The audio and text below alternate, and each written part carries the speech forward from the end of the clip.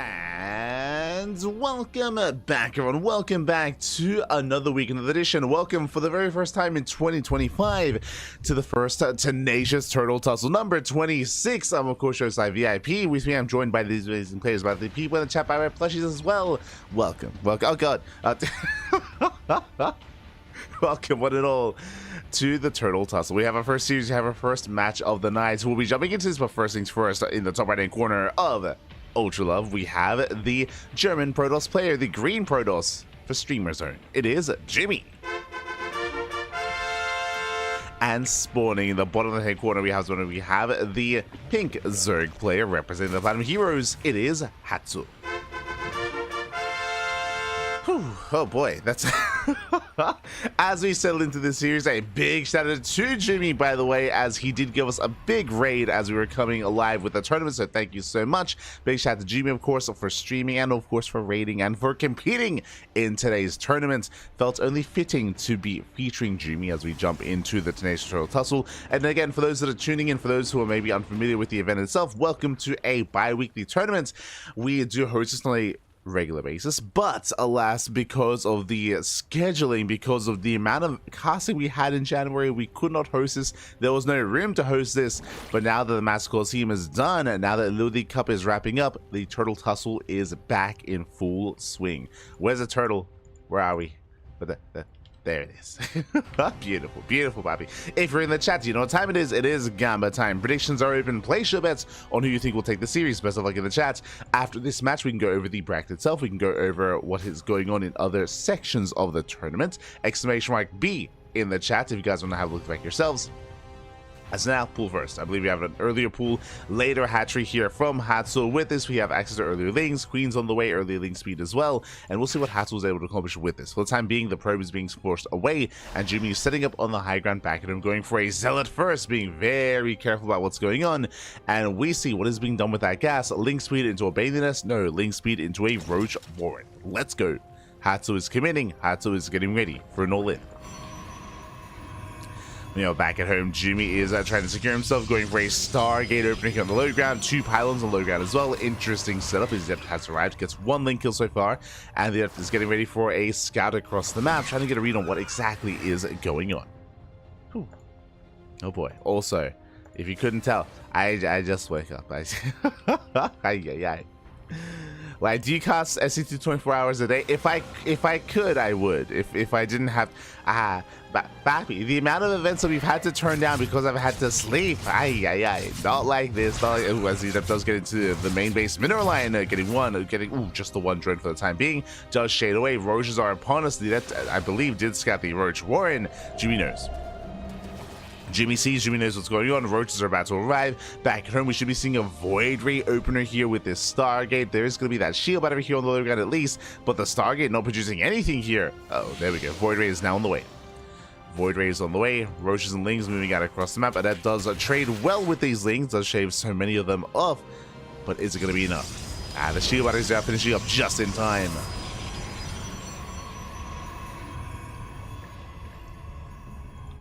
They are finishing up.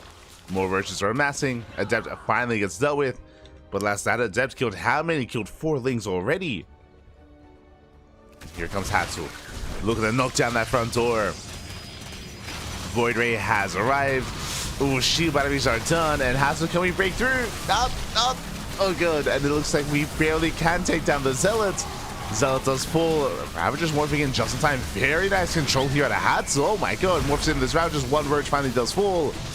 Gets 1 Roach, Ravager morphs in. Full HP, but alas, the shield batteries out. They threw to me just a little bit too much. There's the NG overcharge as well.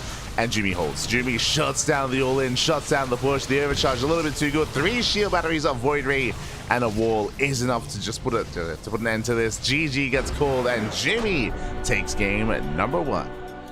Whew. GG. Oh my god. Jumy does take a lead, does survive the cheese, does survive the aggression, but that was merely only game number 1. As a reminder, this is a full series here, best of 3. I'm here to find out what happens next. Let's go. Just catching up in the chat. Hatred sometimes when hosting for some reason unmute. This was worth it. Yes, we do have the brutal OST, Pappy. The brutal OST. Do love to see it. Glad you enjoyed. Glad you enjoyed. Again, welcome one and all from Jumy stream. Shout out to Sinistro in the chat as well. ¿Qué tal? ¿Cómo estás? Bienvenidos. Bienvenidos. Good to see you. You never stop. You have to actually tell him and crew to take breaks. You're not wrong. You're not wrong. Ay, ay, ay. Oh, oh.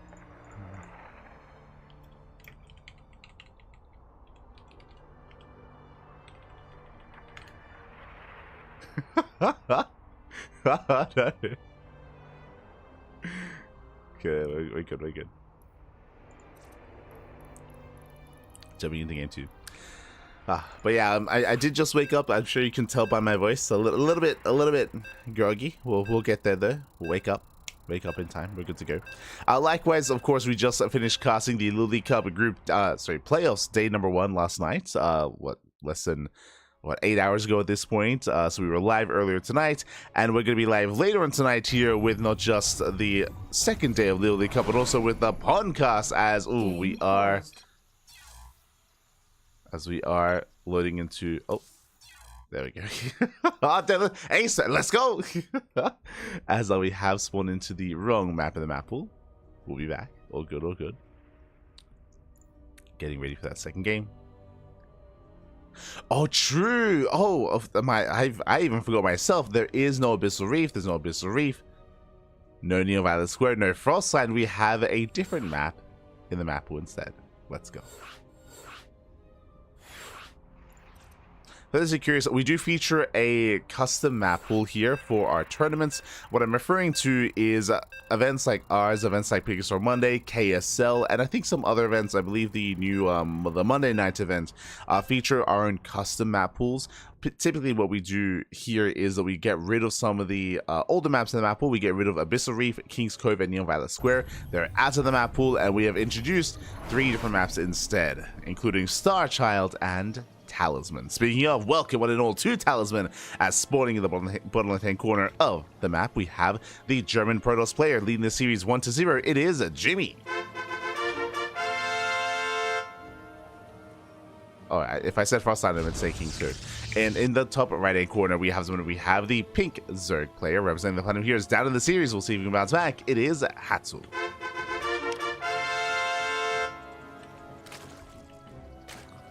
So yeah, papi. Good to hear. Good to hear, Sinistro. You should get some rest as well, Este Sinistro. Hard worker as well. Aye.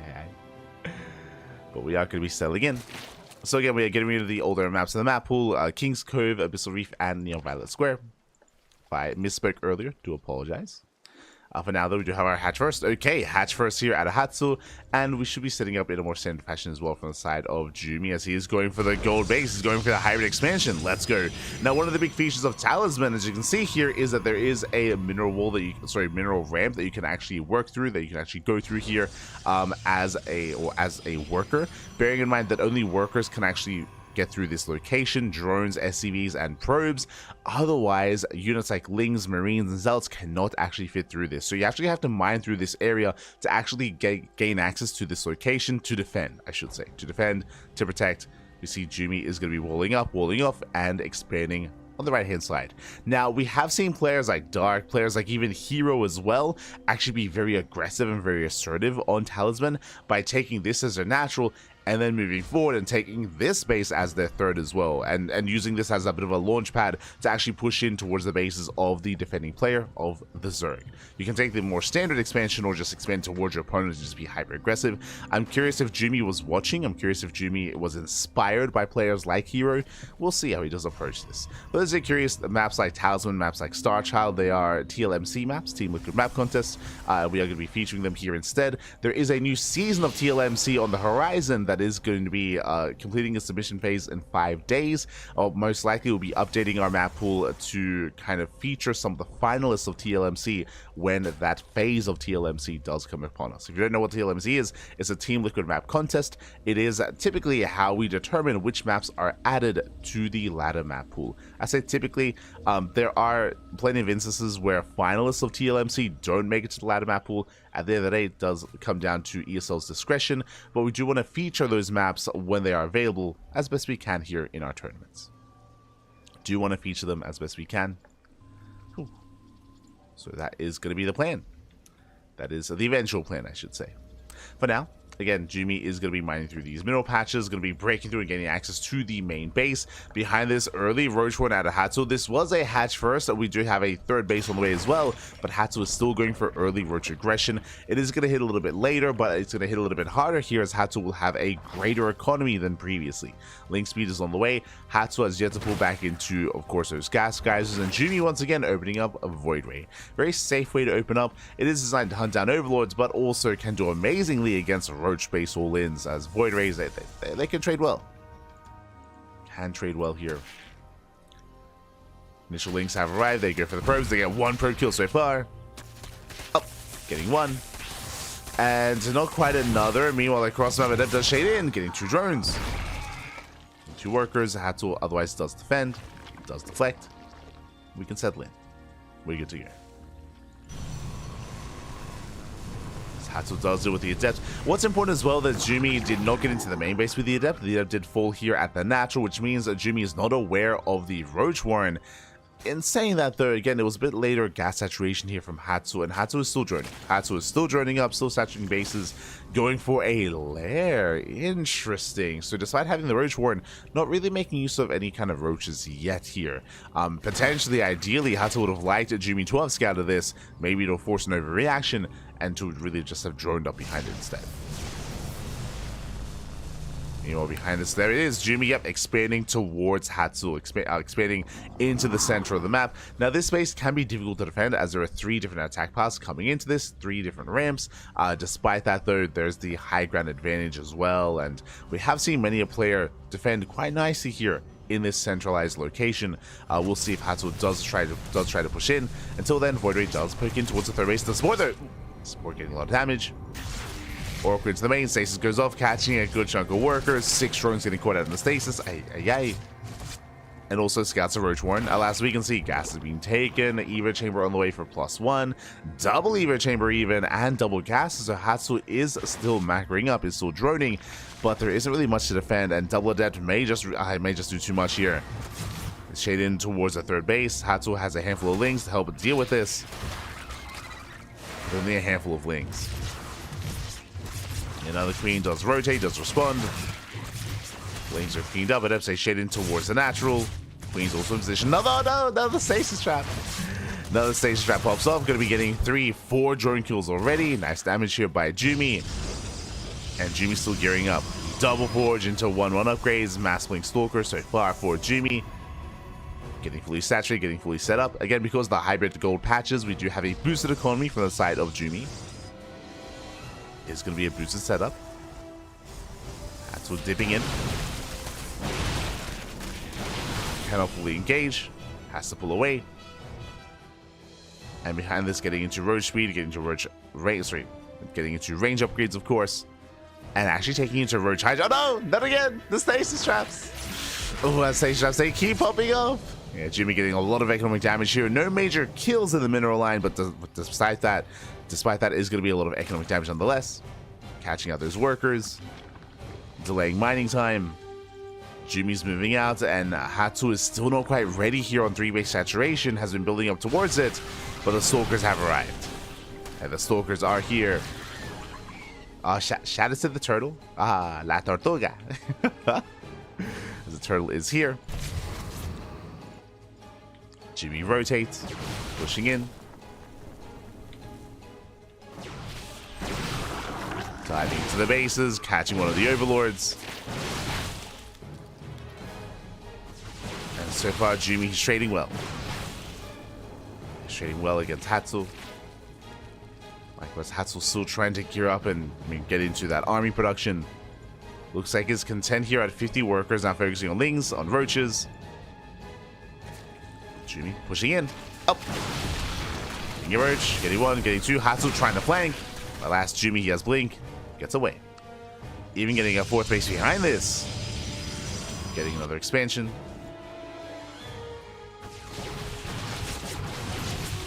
And again, the economic damage leading up to this may have just been too much. Hatsu having a hard time keeping up. From here, Jumy taking up even further into charge. Storm is on the horizon as well. Jumy looking very comfortable. Jeez, even Even was ready for an all-in earlier with the wall-like cannons and shield batteries and stasis traps as well. Yeah, fully secure back at home. Going for the expansion, a couple more volleys. At last, the base does survive. Hatsu able to hold on.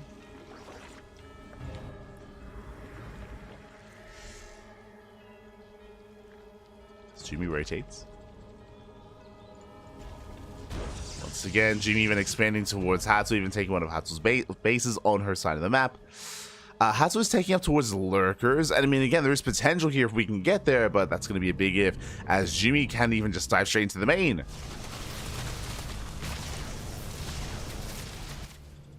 Can dive straight in. Hatsu's trying to gain access. Blink going to be available. Just being knocked down. Jumy, going for the dive. Somewhat of a dive. Handful of soldiers do get in. Jumy going to be threading that lair. No hive yet. Hatsu does respond. Jumy, he wants the base. He wants it. Takes down the Void Ray. Void Ray goes out, and Hatsu looks like should be able to save the expansion. Yeah, the lair is going to be saved. A little bit greedy here from Jumy. A little bit. But, no. No. The cannons, the shield batteries all being set up here outside of the bases. And he still wants that expansion. Shouldn't get it up. We have a transfuse. Yeah, transfuse just in time, and the expansion is going to be saved. Whew. Jumy getting a little bit too greedy, but behind this, I mean, there's going to be a lot of storms. There's going to be a lot of High Templar here. I'm afraid to look 20 High Templar with going to be at least 20 storms. That's a lot of storms. That is going to be a lot of storms back. Aye. Jumy is going to be waddling in. We're going to have storms for days. Pure storms back. At this point, Jumy, kill your own zealots. Kill them all. Just come in with a High Templar. Aye. Last Hatsu still just trying to get more time here to get into Hive, get into Lurker upgrades. No Lurkers yet. Without Lurkers, it's going to be a tough hold here for Hatsu. If we had to land the Lurkers, then a defense would be possible, at least to buy time to survive, especially if it's just purely High Templar. Yeah, but here come the storms. Oh god, here come the storms. And the storms are going to just shut everything down. The Hydras, they melt. The Queens eventually as well. Storms don't stack, by the way, but oh god, no. And GG gets called. Jumy will take the series 2-0, advancing on to the next round. GG. GG, well played. Jumy will claim the series, will advance on. Jumy was the favorite player coming into this, but a big shout to Hatsu, of course. Hatsu has been very, very active over the past couple of months, I want to say. Over the past couple of months, playing in almost everything, whether it's OSC events, whether it's Open Cups as well. So big shout to Hatsu for competing. Those who are unaware, Hatsu is a Masters player, is more of a Masters player, less so a GM, but despite that, very active in the online tournament scene. As Jumy does claim the series, does advance on. Oh, I should also fix up Jumy's race out of game. There we go. With that, that leads us into the next round. Now, it's the first round where we have more amateur players going up against pros, as it is the first round of the tournament, but it's in the second round where the heavy hitters, they're facing off against each other. Here we go. From the top, we have some updates. We have a lot to catch up on. Zoun. Zoun is the #1 seed of the tournament. Zoun is waiting for the winner of Eon and Ruff in the next round. Best of luck to Zoun as he is lying in wait. Scrolling down a little bit further, we have Nicoract. Nicoract takes down Zortanis 2-0. Nicoract waiting for the winner of Shameless and Medic Jr.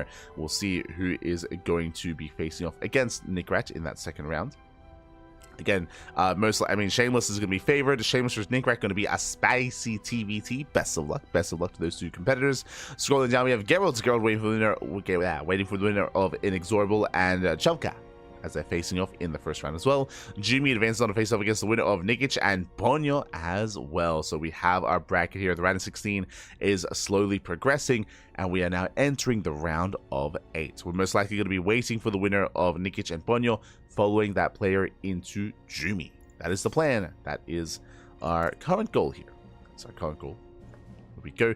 As a reminder, both semifinals are going to be casted, and I do appreciate that we have some nice representation from all around the world. We have plenty of Europeans, of course, the DJ Europeans staying up deep late tonight here. I know it's quite late in Europe, but shout out to all the Europeans competing in this tournament. We have Inexorable from Brazil, we have Zoun from Korea, we have Eon from Costa Rica, papi, as well. Oh my god. And as well as a couple of American representatives. So great to see some representation from all around coming in for the Turtle Tussle. Let's go. Let us go. As we are going to be catching up here in the chat. As we are going to be catching up. I'll get that rest done in the next couple weeks. Ah, copium, papi, copium. Do we see a Nicoract versus Jumy afterwards? Potentially.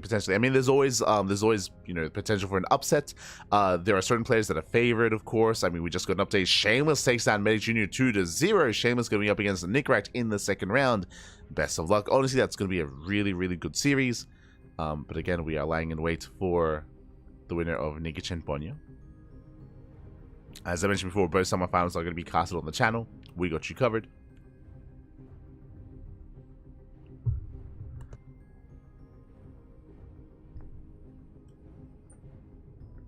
We go. Had to admin Sue. Yes. Shout out to Hatto Zoun, not just for competing quite regularly in these events, but does run her own events as well, very often, very frequently throughout the years.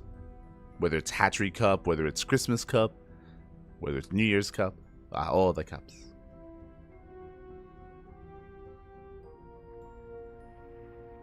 How many times did you add Zoun in Discord to make him play? See, Zoun is one of those players that actually signs up and doesn't need that incentive, papi. He doesn't need that reminder. Jumy. No. SMH my head. Good morning, by the way. Good morning. It's the EU/NA players you have to ping all the time. Exactly. Otherwise, they don't know about your tournament. SMH. Also, reminder, Jumy, KSL is this weekend. The Korean StarCraft League. Just saying. You know, if you wanted to say that you play and everything, the KSL is coming up. Might want to sign up. Maybe. Just saying. Jumy. For now, though, we are potentially going to be going on a short break. Here. Nikic, he's still 8 minutes into his game. Still plenty of time to go, as he is still mid-series. We might be able to jump into like game 2, game 3. It's possible. Go early in the morning. It's like... See, okay. See, what you could do, Jumy, is you could go there the day before, and then you can stay up. So you can stay up in time for KSL. Make it happen.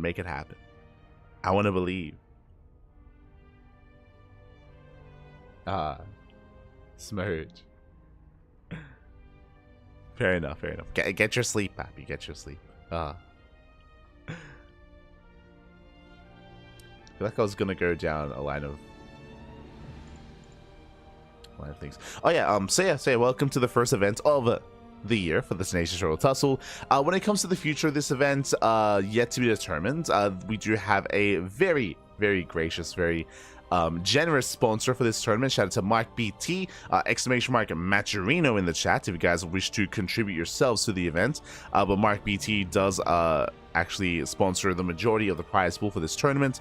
Very often Stegosaurus does, or Proto Stegosaurus does dip in as well and does help support, so much love.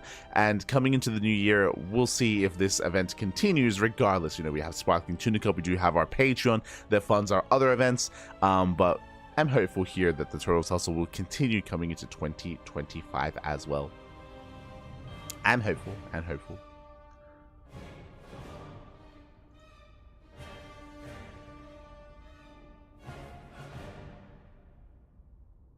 There we go. Go to a brand change. Don't recommend channel because I thought it was a child's recommended. Because of the duck? You're an animal.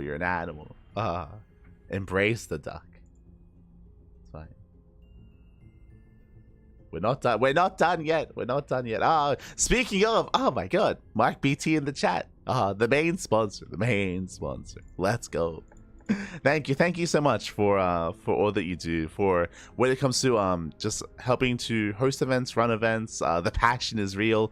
Whether it's our events, whether it's events organized by Vindicto or Miguelito. Thank you. Do appreciate it.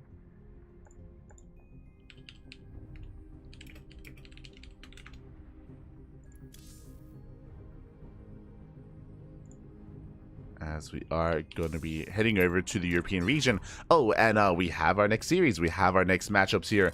Looks like Nikic's series did wrap up, and we are going to be jumping into Jumy versus Nikic up next. Let's go. As we have reached the quarterfinals.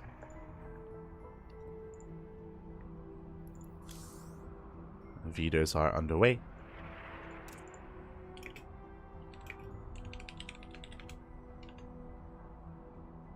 And again, we're going to be back in a couple of moments here with our next series. So take this time, get some snacks, get some food, get some water. We're going to be back here in a moment with Jumy versus Nikic. See you soon. See you soon.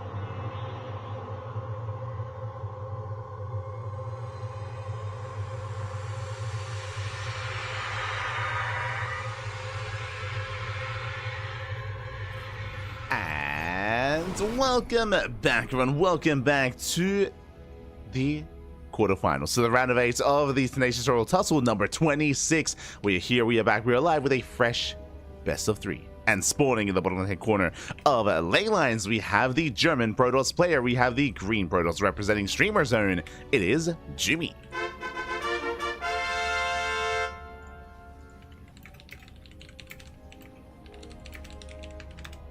And spawning in the top right corner, we have the red Zerg player from Atlanta, Belarus, representing the Platinum Heroes. I believe, I'll have to double check that, it is Nicoract. I say the Platinum Heroes, and before I get ahead of myself, if you're in the chat, you know what time it is. It is time to get your gamba going. Predictions are open, place your bets in the chat for who you believe will claim the series. Best of luck. Coming into this, Jumy and Nicoract are quite close in skill, I would say. I think I might even, I was gonna say maybe like a month ago I would say that Nicoract was favored here in this series, but as of late Jumy has been popping off. I'm still reminded of course of a couple of weeks ago where Jumy did defeat a laser. He took down a laser in a best of 5, and mate, if you can take down a laser, there's not many Zerg players left in Europe that you can't bring down. You know, I'm thinking of Cyril, I'm thinking of Raynor, and I'm thinking of even Lambo, but even then Lambo is comparable in skill to a laser. So Jumy's been looking quite impressive. He's been looking very impressive in the PvZ matchup specifically. We'll see how Nicoract does compare. I'm here for it. I am ready for it. Whew. Oh boy, so best of luck in the chat. And I do have confirmation here that Nicoract did end up leaving the Platinum Heroes. I do recall actually reporting on that not too long ago. Did end up leaving the team, but Nicoract is still an amazing player in his own right as well. I'm here for it. I'm ready for the PvZ. Let's go. We're going to be loading into game 1 here on ley lines. A bit of a smaller map in the map pool. Shorter rush distance by ground can allow you to be a little bit more active, a little bit more aggressive. That is typically where Nicoract does thrive in the mid game. Typically a more aggressive player, not really known for his late game. Likewise, I can say the same for Jumy. Jumy also not really too known for his late game. It's all about that mid game aggression. That is how he did bring down a laser with some crazy quirky builds, and also by getting into some sky toss once or twice in that series as well. That did occur at some point, but in the lead up to that, we saw Jumy go for these quirky builds, going into charge all-ins, going into glaive adepts, going into early blink timings. Jumy has a lot of variety here, is what I will say. He's got a lot of builds up his sleeve. He can be a very cheeky player, and he can get the better of you if you aren't quite able to get a scout off, if you aren't quite able to get eyes on what Jumy is up to. Speaking of, Nicoract did attempt a link scout. Alas, he was shut down. Ling did fall. And we are settling in. For now, we have the Stargate opener. It's going to be the Oracle first. Not a Void Ray this time. Oracle to zoom across the map to get some scanning information. Based on the rally, Jumy, he might actually bank up Oracles instead. For the time being, we do see the Overlord is pinned here at the pillar, thanks to the Stalker, so there is no scout into the main. Likewise, we can see Jumy even trying to hunt down the Overlord. Ambitious here. Up, going for the tumor. And it looks like he should get the tumor. Tumor goes down. Stalker gets away. Get a little bit too early for ling speed, so Jumy he will be able to walk out of there, and he is banking up Oracles. A bit of a supply block, so that does slow him down for a moment here, but the goal here, because these Oracles are going to be delayed, the chances of Nicoract skipping spores are higher, right? Because he's going to assume that it's not a Stargate opener, there should already be either a Void Ray or an Oracle, so this is a cheeky mind game here by Jumy. We spoke earlier, Jumy, he's all about trying to catch his opponent off guard and try to kind of work with norms or try to work against the meta in some way and try to make use of that. This is an example of that here. Now we have 2 Oracles, and now we move across the map. Now we be zooming. Jumy does move out towards the natural. We'll see what he can get done. At the same time, Lings, they do hit the third base. The Oracle's out of position. They're not home to defend. Ooh, and Nicoract, he will force a cancel. Yeah, it's a bit of a give and take here. Jumy, he's going to get some damage done, but at the same time, he's going to be losing the expansion. Does he cancel in time? Up, up. Ooh, does cancel. Is going to be kept on 2 bases. At the same time, Adepts shading towards the natural, getting 1 drone. I would assume here. Oh, not even. Not a single worker goes down. Jumy not really putting together his shots. Yeah, the shots, they were split. Oracle's into the main. No spore. No spore in the main base. Getting 1, 2, 3, 4, 5 drone kills. Rotating over, still no spore. The third, we spoke about this no spores because of the lack of scouting, because of the lack of the initial Oracle. Ooh. 11 drone kills, 1 Oracle goes down, but a miscontrol there by Jumy. Despite that, though, 1 Oracle for 11 drones, not the worst trade from Jumy. Not the worst trade, backs off. At least Nikic is containing Jumy on 2 bases as Jumy attempts to expand elsewhere. Once again, Lings have arrived, and they're here to force another cancel. They're here to contain Jumy. Alas, there's the NG overcharge. Oracle is in position to defend. Jumy does hold. A bit of a messy game state here. Nikic took a lot of hits. At the same time, Jumy's still on 2 bases. And Lings, they're back. They have returned once again, trying to force the force beam to be activated. As Jumy does respond. Behind this, going into charge, into Forge, +1. Gateway explosion. Jumy going to be going for a charge timing behind this. Oh, Overlord being hunted down. Jumy doesn't stop. Unrelenting once again, double depth traps, but Lings are ready for this. Nikic, he's keeping up. Nikic, he does keep up. Oh, he looks down the adepts. Nice control, saves all of his drones. Very nice movement here by Nikic. Does defend well. At the same time, Jumy, he backs up. Attempted to harass here at the base, but that last 3 queens in position. Third is secure. Nikic once again going for a run by. Shout to the turtle. Ah, beautiful. Beautiful. As Lings, they scout the zealots. Big moment here for Nikic. He is aware, does scout the zealots, and with this, we need some roaches. Roach speed has now begun. Yeah, roach speed begins immediately. Typically, for those curious, in ZVP, you want to be skipping roaches. You want to skip roaches and go straight into Ling Hydra. But there are instances like this where if you scout where you need roaches, we need to build them up. We need roach production immediately here. 8 roaches are on the way. Zealots move out, and I believe they have been scouted. We do see Nikic trying to force the Zealots back home. Lings, they hit the mineral line. Zealots, they don't turn around. They go for the expansion. They go for the base. Oh, the queens. Queens have to pull away. Roaches are amassing. Just in time. Base taking a lot of hits. Do we have a transfuse? We do. And there we go. Transfuse will try to keep this alive. Alas, the base will still go down. Not enough transfuse. Not enough NG.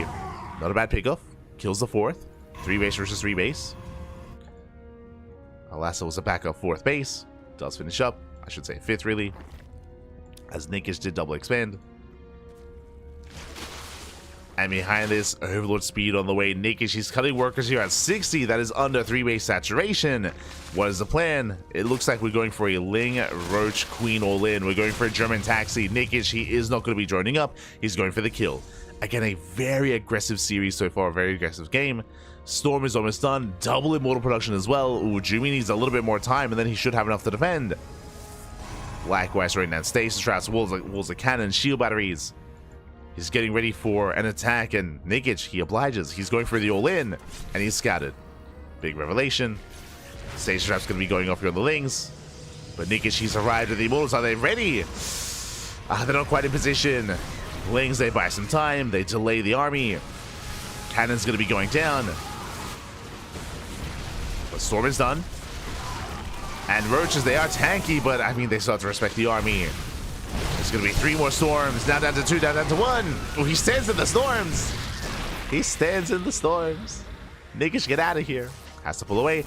And now he drones. These workers are late. Bear this in mind. This is late droning, late saturation for Nikic. Nikic, he was committed, and alas, it did not work out well for him. And Jumy, as a result, has the greater economy. He's had more workers for longer. Has had better mining. Building out more immortals. Again, remember, double robot production here. Making 2 at a time.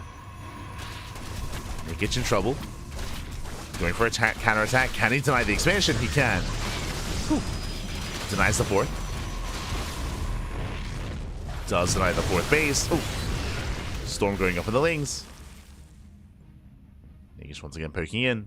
Spire behind this. I do like the Spire, but oh, we get a full scout. The Oracle does get eyes on everything. And Phoenix production has begun. Big moment here for Jumy. He's fully aware of what's going on. What I was about to say is that mutas are a good way to bounce back because they're not really heavily reliant on upgrades or anything like that. So despite the fact that Nikic is down in tech, he can still make use of wreaking havoc in the mineral lines. But as I say that, he got scattered, and now we have a second Stargate for double Phoenix production. Now, Nikic, he knows he got scattered. He knows he got scattered. As we can see in the production tab here, he is not making any mutas, not yet. Has the Spire, can make use of it later, but for now, that surprise factor is gone. Oh no! Stasis goes off. Jumy's keeping up. He defends. We'll protect that 4th base. Army does respond as well. Nickage trying to be active. Stuck with Ling, Roach, Ravager. Does have 1 upgrade. Storm to the face. Only 1 High Templar though. Dives on the Archon. Gets the Immortal, not bad. Immortal goes down. And takes down the Archon as well.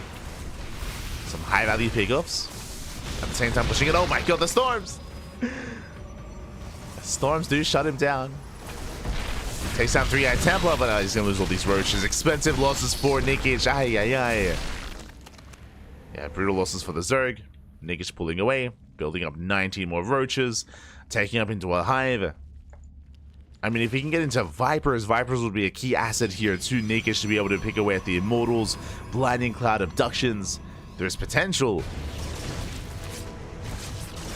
And that's what he really has to rely upon.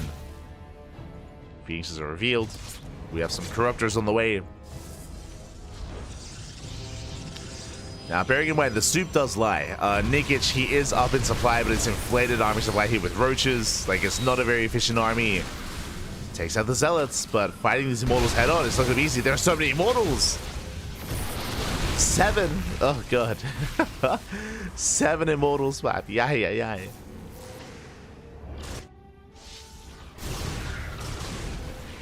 And still making more Immortals. These roaches, they do nothing against this army.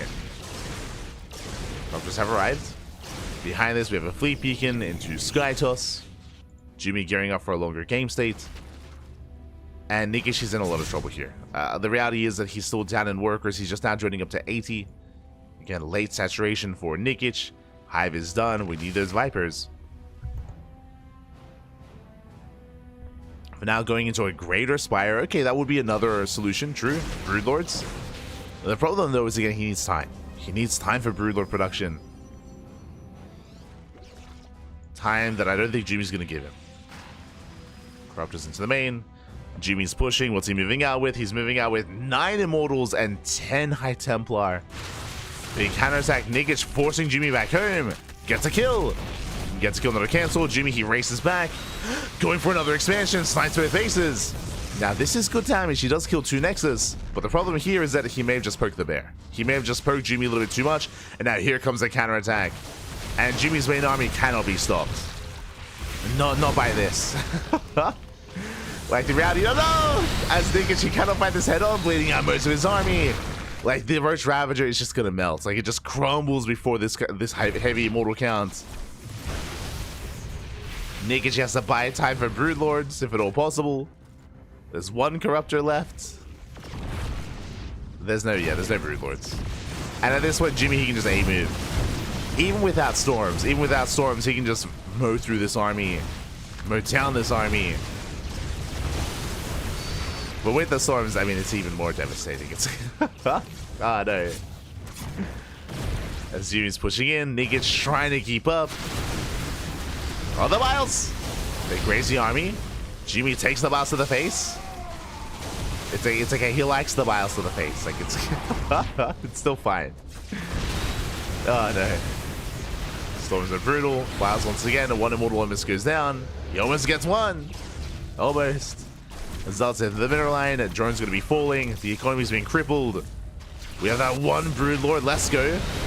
And yeah, the army melts. Like, the Roach Ravager just cannot touch this. Cannot touch this army.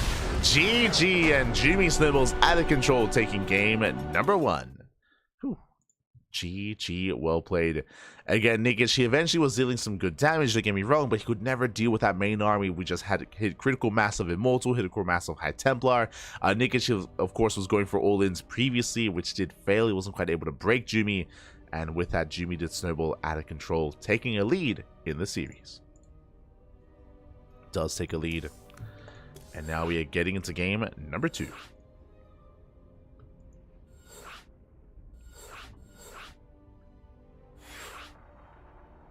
Some bets, yeah, they were open. They were open. And now we're going to be loading into one of the other TLMC maps in the map pool.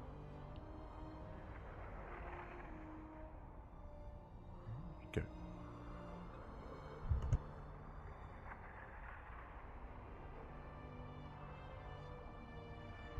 I'm still waking up. Still waking up. But yes, up next we're going to be loading into Erahome. Erahome is, I would say, a more aggressive map. One of the more aggressive maps in the new added maps in the map pool. Short rush distance by ground. Has very defendable locations, but we'll see if we can make use of those locations, or if Nicoract can snowball out of control instead. I'm hoping for an ace match. I'm hoping for a back and forth. We'll see if we can get there. We shall see.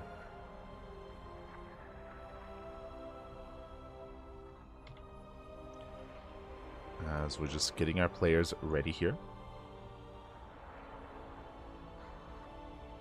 Telling you, my hair's getting rowdy. Like God. I feel like I just had a haircut. Ay, ay, ay. Meanwhile, the entirety of the round of 16 has concluded, so the round of 8 is upon us. A lot of matches getting underway. And we'll be catching up after this series. We'll be catching up with those matches. We'll be, of course, diving into the semifinals. We'll be lucky enough to catch, or we should be able to catch both semifinals. Bear that in mind. So, plenty more series up next. Plenty more.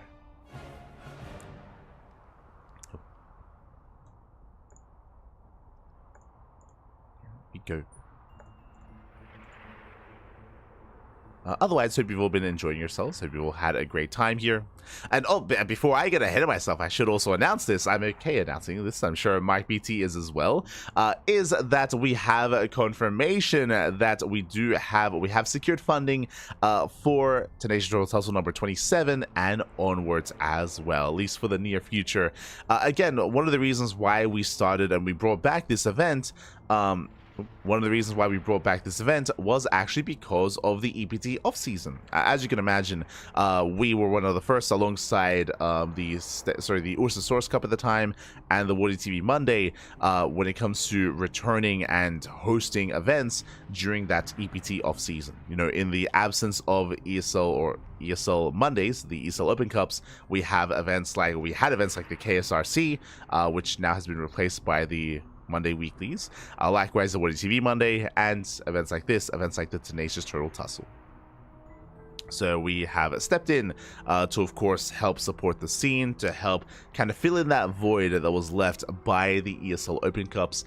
So big shout out to Mark BT and to all the other event organizers as well for, you know, running these weeklies, running these tournaments, to make sure that the players, they have an event to play for, to fight for in the off season.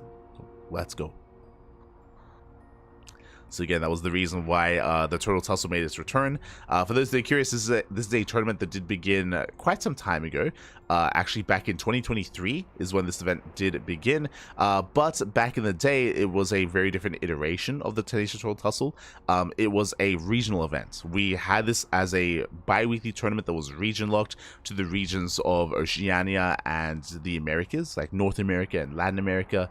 But interest in it did kind of wane over time. There wasn't as many signups. There wasn't as many players competing for it.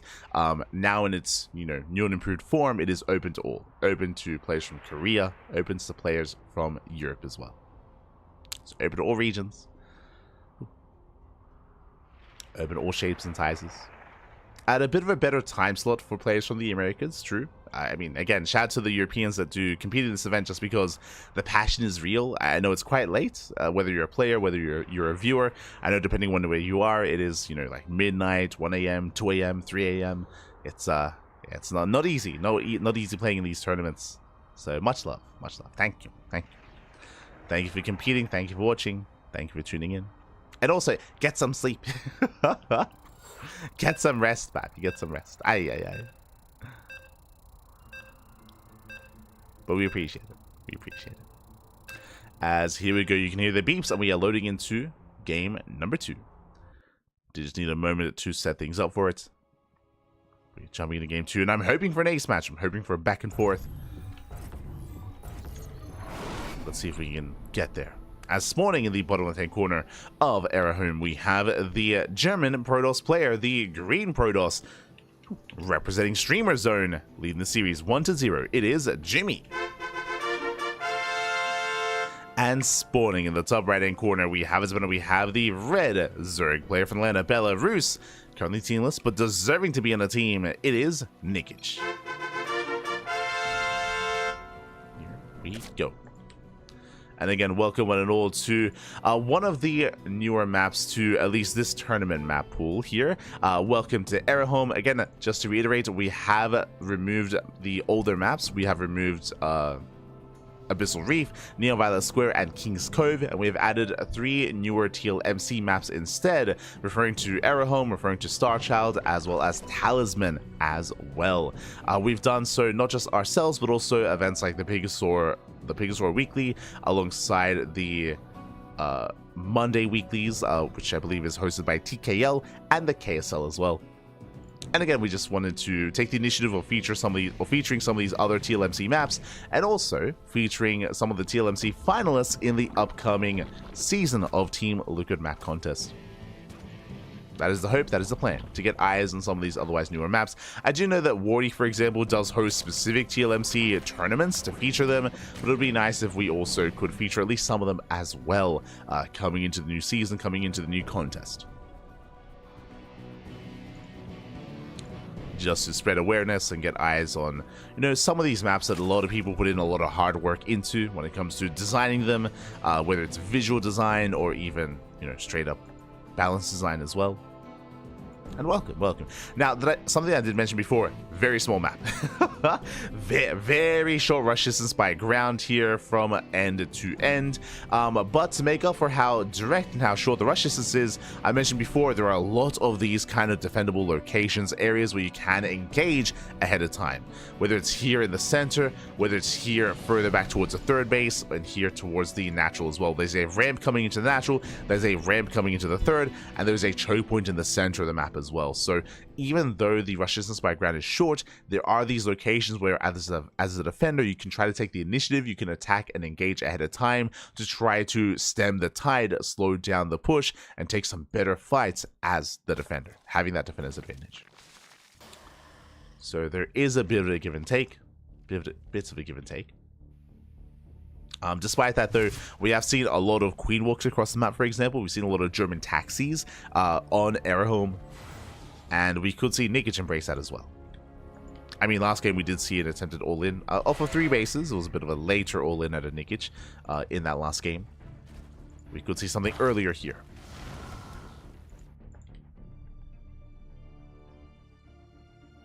As Jumy is being active, you have 2 adepts going to be skirting around the right-hand side. 2 adepts, of course, they can one-shot workers, and they make their way into the main. So far, Nicoract does keep up. It does zone the adepts away. Nicely done. Does zone them back. Say that Jumy trying to be cheeky here, hiding in the natural. The natural's quite large, but last links, they do find this. They do find the adepts, and they will shut them down. Attempting us around. And they will lock down the adepts. They shade into the main, forced to recall. The adepts, they will escape. They will get away. They do recall in time. Jumy getting his 3rd. Last time, of course, Nicoract was able to shut this down and they forced a cancel. Not this time. This time, the Oracle was pinned back at home. Interesting. That is an early Twilight Council.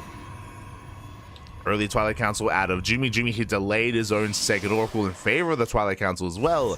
And the question becomes, what's it going to be? Now, typically with a Twilight Council this early on, this could be Glaive Adepts, but Jumy has been enjoying a cheeky kind of like charge all-in here that has been going for, that has been mixing in. Did work wonders against a laser. We'll see if it works wonders here against Nicoract, assuming that it's going to be charged. Likewise, this could also be early Glaives. It could also be early Blink. True. I mean, there are different varying builds here that we can embrace. Show us what you got. As a reminder, no Forge. Delayed Forge even. With the later Forge, I'm leaning more away from Glaive Adepts, as Glaives don't really benefit from the Forge itself, but we'll see. As Jumy does threaten the shade.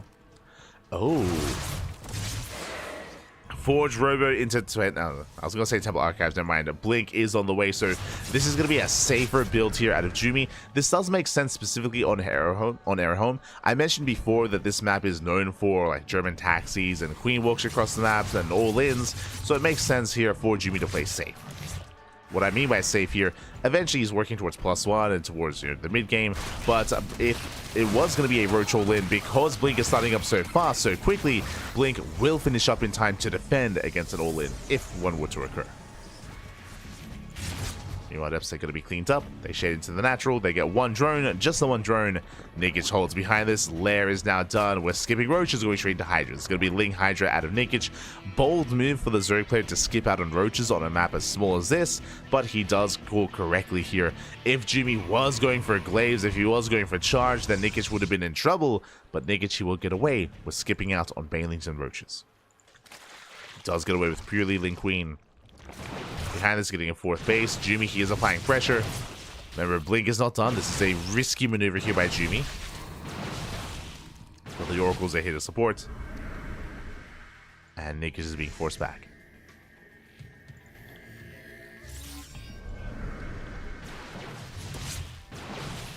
Nikic is being forced back. The Lings, they engage, they catch out one of the Stalkers. One Stalker goes down. Link is almost done. Jumy setting up, throwing down 2 stasis traps, denying the creep, going for the fourth base. Hydras, though, they have arrived. Stasis faded out. Oh, Hydra's moving in, forcing the blink. And with that, Nikic is holding. So far, so good. He is holding on. Jumy rotating behind this. Jumy throwing down extra gateways, getting to +1, getting into Colossus production as well, which would be ideal against the Ling Hydra. Another safe trap getting baited. Or connecting. Oh. Clutch pull away. Stalker goes down. Nikic saves the queen. Save the queen. Nikic starts stepping forward. 30 more Lings coming in behind this. Nikic not really saturating the fourth base, only using it for lava. He's going for the kill. And he has potential, but he's pushing into a Colossus. That's a problem here. There's one Colossus so far. We have 2 more on the way. Stasis goes up. Nikic starts stepping in. Nice force fields. It does slow down the Hydras. Yeah, they get locked away. Only a handful of Hydras do start to step forward. He wants that Colossus, and he's not going to get it. Oh, it's going to be close. Up. He wants it. Oh my god. Casito. Barely nuts. A lot of Hydras go down in the process, but the Colossus is getting very low. And once again, goes for dive, brings it down. No shield by. Shield by to finish up 1 second too late. Shield vibes are falling, third base is being broken, and Nikic, he's here to force the ace match. He breaks into the mineral line. Probe's going to be going down. The Colossus, they arrive a couple of seconds too late. There's no support. Another Colossus goes down. There's one Colossus left, and the third base should crumble. Nikic, he's not going down without a fight. Not going down. Breaks expansion. Third base does fall. You can see Jumy expanding towards the top side. He's going to be able to hold on with that Colossus. We can see Nikic looking for another base, looking for another expansion. Doesn't find it yet. Rotating over, and Jumy barely has an army. He's got, what, 3 Stalkers and a Sentry. He's got Copium. I mean, 2 Colossus, true. 2 Colossus, I mean, they're terrifying, but he lost 24 probes here in the defense. Ay. From here, Nikic, he can drone, and he is. He's droning up. We have a +1 range on the way. We have a Lurker down on the way as well. Hive is in production. Nikic building up and just securing himself, making sure he doesn't fall behind tech-wise. Working towards Hydra, Lurker, Viper. What I will say is that Nikic, if he was aware, he could have rotated and could have tried to hit this expansion and kept pushing. But this is not the wrong move to go for here. Nikic is securing himself, droning, teching, taking more gases, and Lurker production has begun. The Lair tech Lunkers.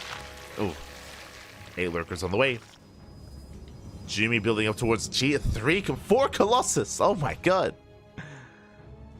I mean, if Nikic tried to all in now here at the third base, Jumy, he'd be able to hold on. Depending on the positioning, of course. But the 4 Colossus, that's crazy. Ling Hydra's gonna melt.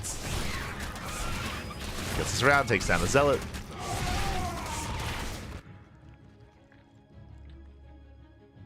Do you see what I see? No detection. No detection for Jumy. Uh-oh. Okay, the Observer's on the way. He breaks in. Oh, pulls back. Waiting for the Observer.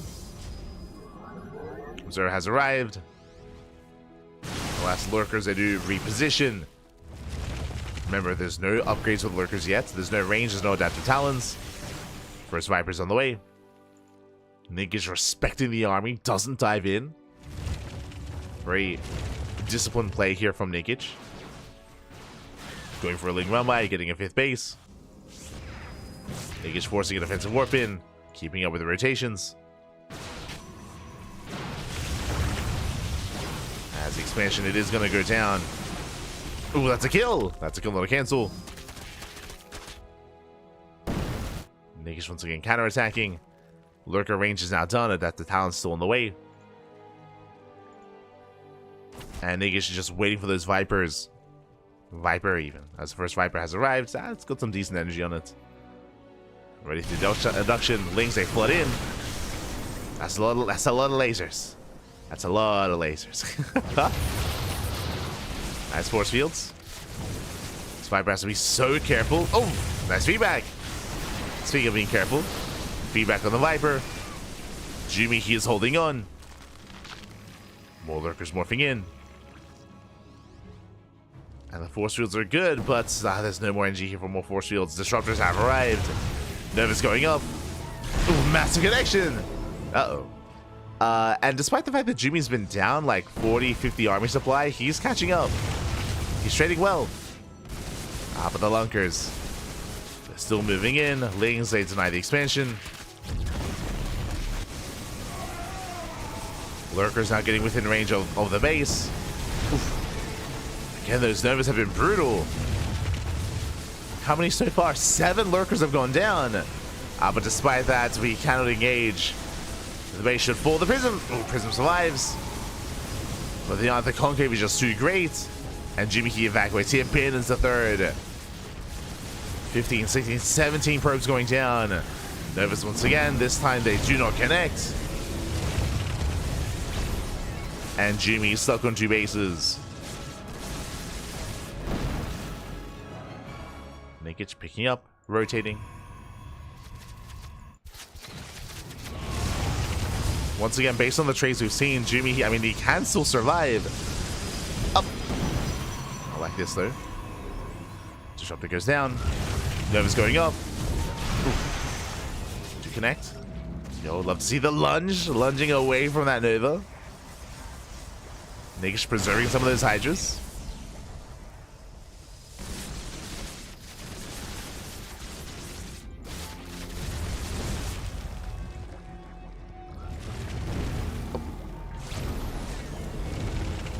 Jumy is pushing in. Sorry, Nikish is pushing in. At least trying to. Jumy attempting to hold on to the space. Alas, I believe we have not made any Vipers. We've not remade any Vipers. Here we go. The Viper has arrived. Going for the abduction. Can we get it up? Oh no, god damn. Every time the Viper comes in, we just feedback. But Jumy's locked out. He's locked out of his own natural. Nikish can just push in. Up, catching a disruptor. And Jumy at this point may just have to go for the base trade. Yeah, just going for a massive counterattack. Ooh, massive connections with those Novas. Just breaking through. Yeah, this is the only chance for Jumy is the base trade. Lurkers a race back home. In position. To take a storm to the face. Novas as well. Connections. Novas a pop-up. Hydras a break through the natural. Jumy, he's down to 13 probes. Ultras have arrived. Okay. Ultras have arrived. They're lacking upgrades, but hey, they have kindness plating. Yeah, it's better than nothing.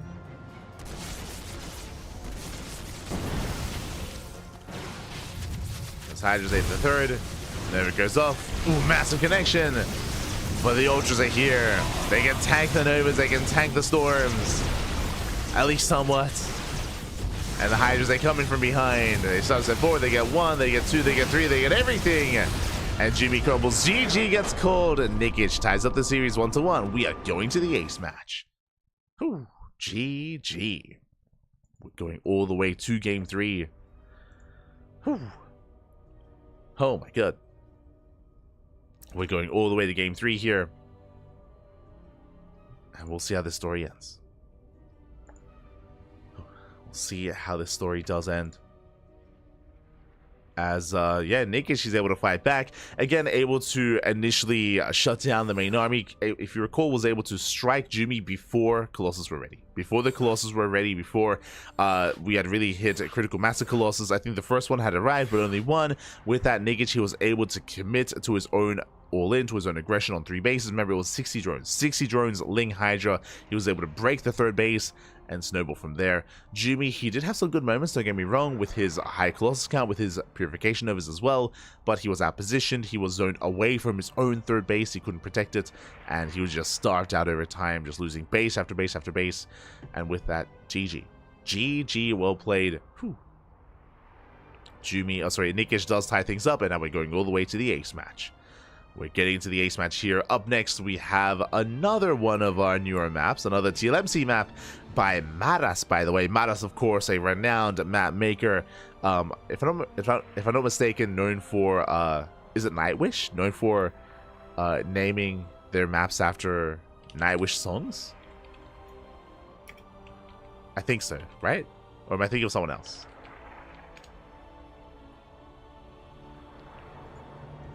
I believe so.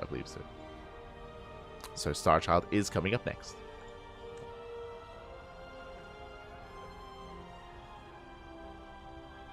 The dedication. Oh, beautiful.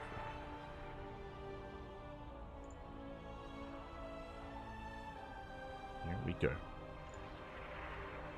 Yeah, jumping into game 3. Now, this is one of the larger maps. This is a larger map in the map pool. Is a larger map.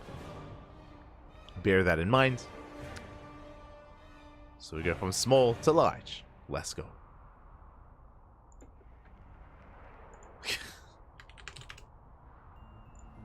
Oh no.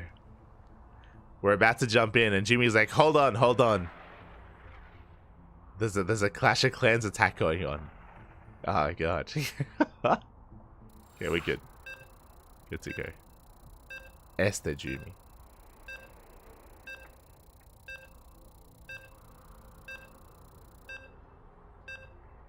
How's the QA on these maps? I believe outside of the QA that goes through the iteration process in TLMC, I don't think there's any additional QA that goes on these maps, is what I will say. I'm sure if there were any issues that arise, they'd be reported, of course, but we haven't come across any yet, thankfully, or yeah, so far. So we are settling in.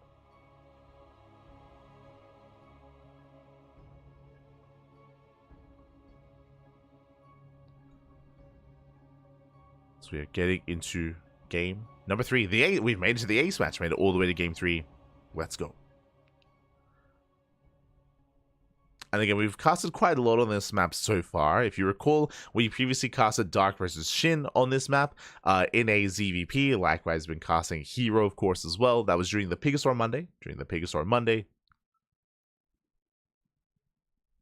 So excited to see another PvZ here in Tenacious Turtle Tussle.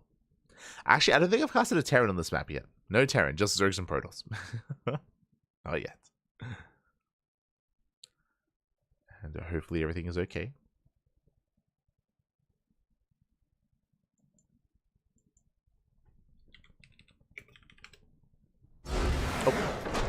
Yeah, it looks like we did actually have a timeout here, so unfortunate. We will be coming back in. Nikic was letting us know that he was having some connection issues. There's a reason why we did have a later start for game 2. For those that are curious, Nikic does use a VPN, to connect and to compete. So hopefully everything is... Looks like the upper semifinals is ready for us here. It's going to be a PvP between Zoun and Shameless. We'll be jumping into that after this series. Likewise, we also have updates for the lower semifinals as well. We have updates coming in. So we have our next set of matches lined up for us. It's all lined up. We'll get there.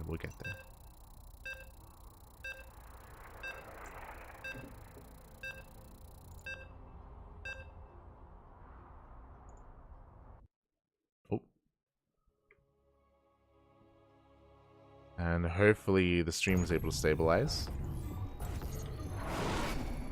As here we go, we're getting into the ace match, and spawning in the bottom left-hand corner of Starchild, we have the green Protoss player from the land of Germany representing Streamer Zoun. It is Jumy. And spawning in the top right-hand corner, we have the red Zerg player from the land of Belarus. Ooh, it is Nicoract. I do apologize. It looks like the stream is likewise. Jumy going for his own gate expand. There we go. We're back. We are back. So I do apologize. I do apologize for the stream going down, but it should be up running and should be stable. It should be good to go. Could be back.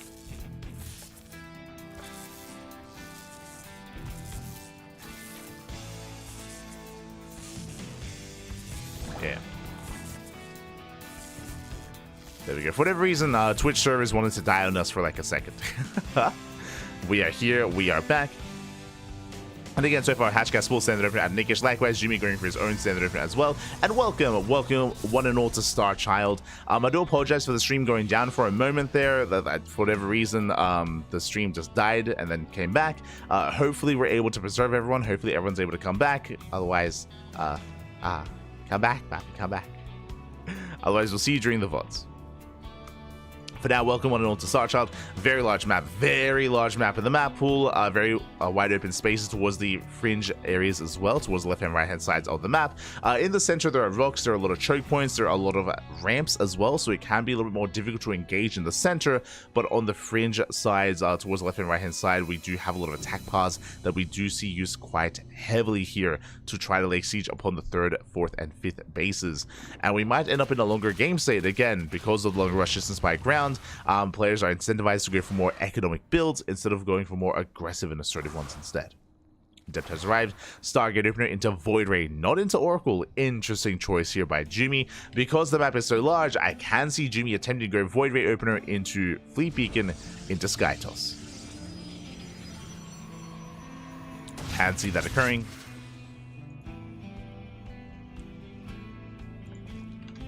The Void Ray is on the way to hunt down the Overlords and to hide the tech, more importantly. It's going to be all about hiding tech. As Jumy's in a position to expand, to take the 3rd.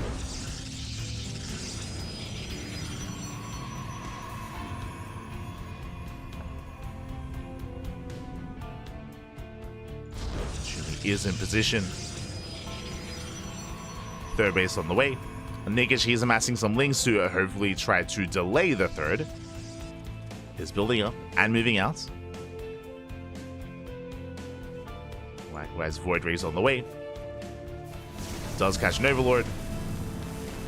Earlier, Twilight Council out of Jumy. Now, we saw last game it was a safe kind of blink-based opener out of Jumy. We'll see if that's a... I don't think it's necessary here on Starchild, so I'm curious as to what it's going to be. Nicoract getting supply blocked. Links, they dive in, they get 1, they get 2. Down. Lair is on the way.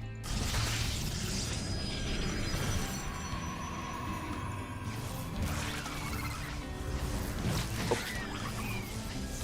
Is on the way. As Links, they pull back home. Again, they traded well for themselves, picking up some of those adepts, but last they aren't quite able to force a cancel on the expansion. Nicoract falls back, droning, saturating behind this. Yep, there it is. It's not going to be blink, it's going to be charge. Charge, delayed, forge into +1, into more aggressive style here out of Jumy. There's going to be a big timing here with that +1 upgrade. Jumy's gearing up for charge let Archon. Meanwhile, Nicoract happily droning. Just saturating, getting his 3rd base, soon to be getting a 4th base as well. Overlord goes down, supply blocking Nicoract. Does get supply blocked. From here, Nicoract can take his 4th, of course. There he goes on the way. And we'll see if he can hold on to it as the Void Ray is en route. We have the Oracle on the right, Void Ray on the left.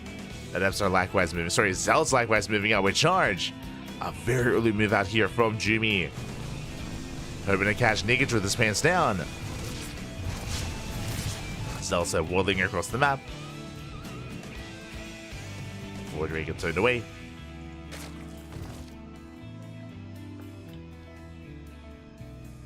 comes Jumy.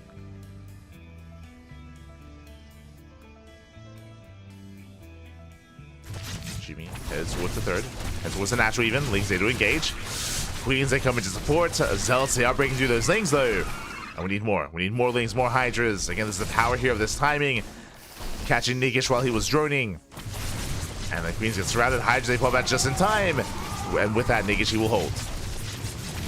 He will hold, saves the Queen. Saves the Queens, saves the drones, defends the base.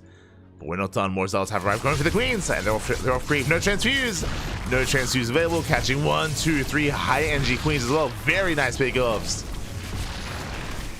The Queens go down, and can Jumy get the expansion? He can and he will. Oof. Fourth base goes down, there's the recall. Zealot rabbis, they continue, despite how large the map is. Jumy doesn't care. The Zealots don't care either. They bring down the fourth. Nikish in a rough position. Jumy behind this, getting his own fourth base far faster, is going to be getting ahead economically.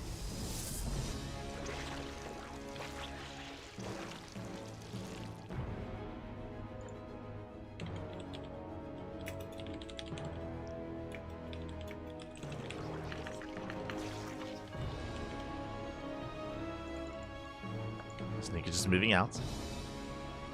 Committing to Mass Hydra. Lings coming in behind this.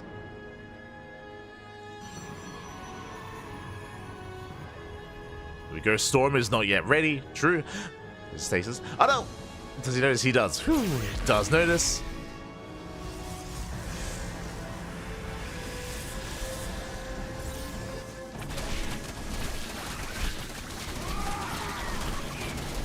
Zealots knows what's going on. Zealots, this time they get caught out. Nikish, he holds, he defends. He's holding. Likewise, Jumy establishing that fourth base. Storm is now ready. And Nikish is taking up. He's droning, getting a hive, working towards lurkers. But again, the fourth base is heavily delayed here. Nikish double expanding. He needs to. Takes another stasis. And again, this is the power of Protoss in the latest patch here. Just the mass stasis traps time and time again. The wall of cannons and shield batteries. Jumy is secure. And taking up into Skytoss. +1 air attack on the way.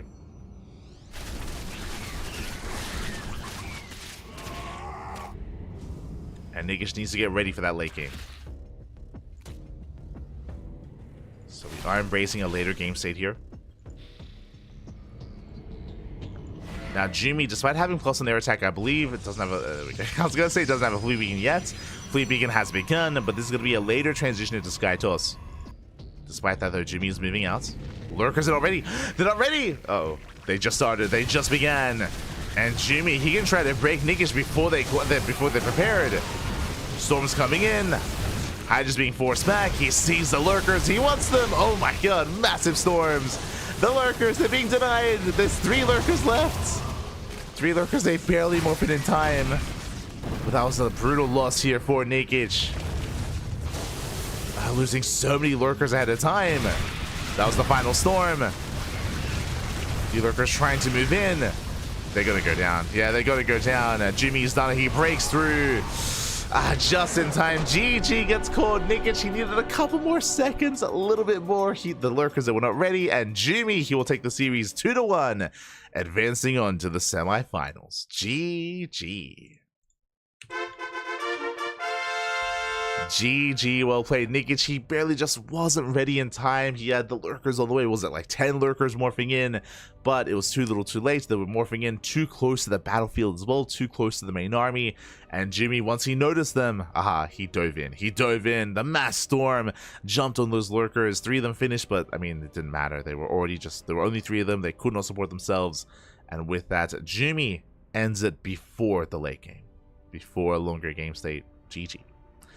GG, well played. Oh.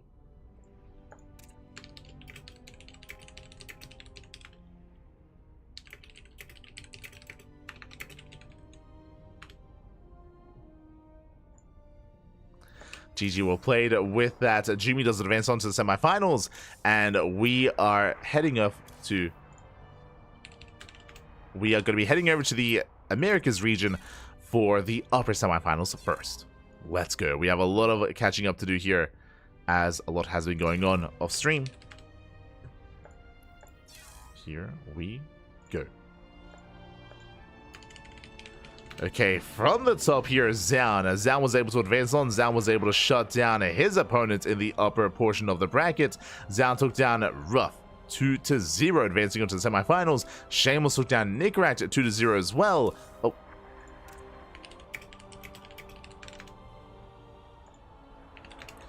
Shameless took down Nicoract 2-0, and we have a PvP between Zoun and Shameless.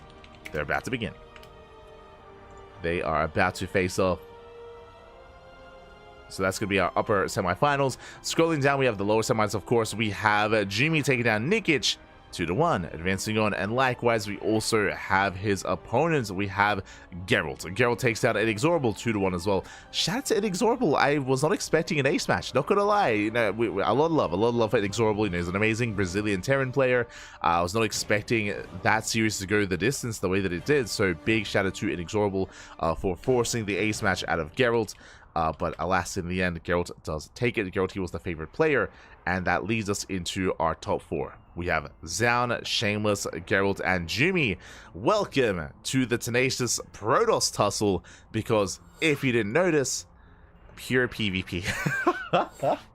I mean, we're used to this. We are used to this in our online, I say our online tournaments. In online tournaments in general, you know, Protoss are a lot more prevalent when it comes to the online tournament scene. Very much so. It is, I mean, it has been the case for like years at this point, ever since 2020, ever since the ESL Pro Tour. You know, ESL, I mean, it was the ESL Protoss Cups, if you recall, back in 2020. So again, you know, we're used to it here. It's what we expect. I was hoping to have, you know, at least one non-Protoss. Was hoping for it, but not this week. Not this week. See, this is what happens when we don't have, like, Miguelito, Vindicta, when we don't have Eva. Not like this. It's fine, it's fine. But here we go. We're jumping into our upper semifinals, and we'll see which of our two players is going to be the first Protoss to make it through to the grand finals. Let's go. We are jumping in. If you're in the chat, videos will soon be open. Sorry, predictions will soon be open. My apologies. Videos are done at this point. Let's go. As spawning in the bottom left-hand corner of Amygdala, we have the South Korean Protoss player, the red Protoss. It is Zoun. And spawning in the top right-hand corner, we have the blue Protoss player representing Team Little Fairy. It is Shameless. And if you're in the chat, you know what time it is. It is Gamba time. Predictions are open. Place your bets on who you believe will claim the series. Best of luck. Best of luck in the chat, as you have a couple of minutes here to get your Gamba going. Now, coming into this, I would say that Zoun is the heavy favorite. I mean, there's a reason why Zoun is the #1 seed. He's the #1 seed of the tournament. Zoun, he's definitely a heavy hitter here in the Turtle Tussle. Despite that, we have some strong competitors, and we have seen Shameless rising through the ranks over the course of 2024. He has been getting better and better and better results. I want to believe that Shameless can bring it here to Zoun, but the pressure is now on. The pressure is on. Zoun coming with the scouts, likewise Shameless setting up here. 2-gate opener. 2-gate opener Shameless, 2-gate opener out of Zoun. So far, so good. Catching up with the chat. I mean, Eba's Protoss anyway, right? True. Eba, he is a main race Protoss. You're not wrong. You're not wrong. Este Eba. Ay. SMH my head. True.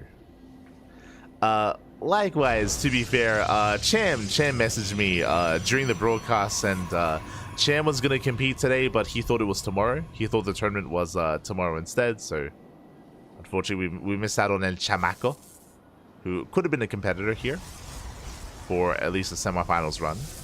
Could have been. Next time.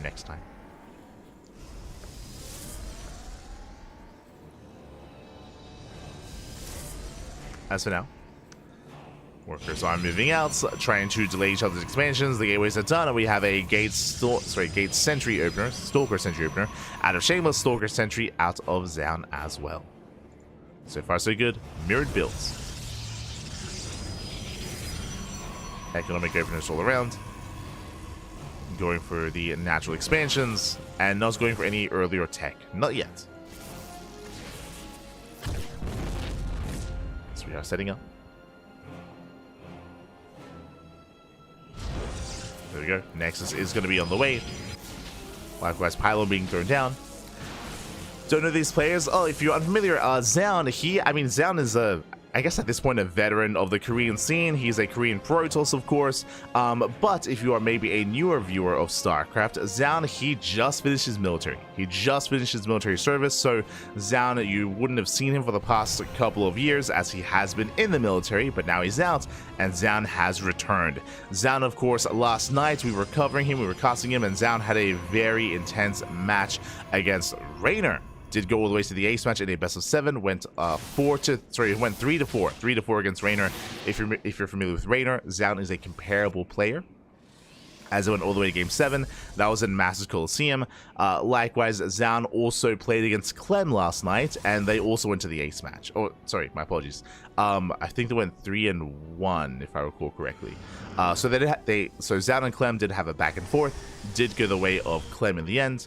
Actually, sorry, my apologies. They did go to the ace match. Yeah, they went all the way to game 5. They went all the way to game 5. As Zoun and Clem, they were in the finals of the Pegasaur Monday, if I recall correctly. Let me just double check that. Pegasaur Monday number 15.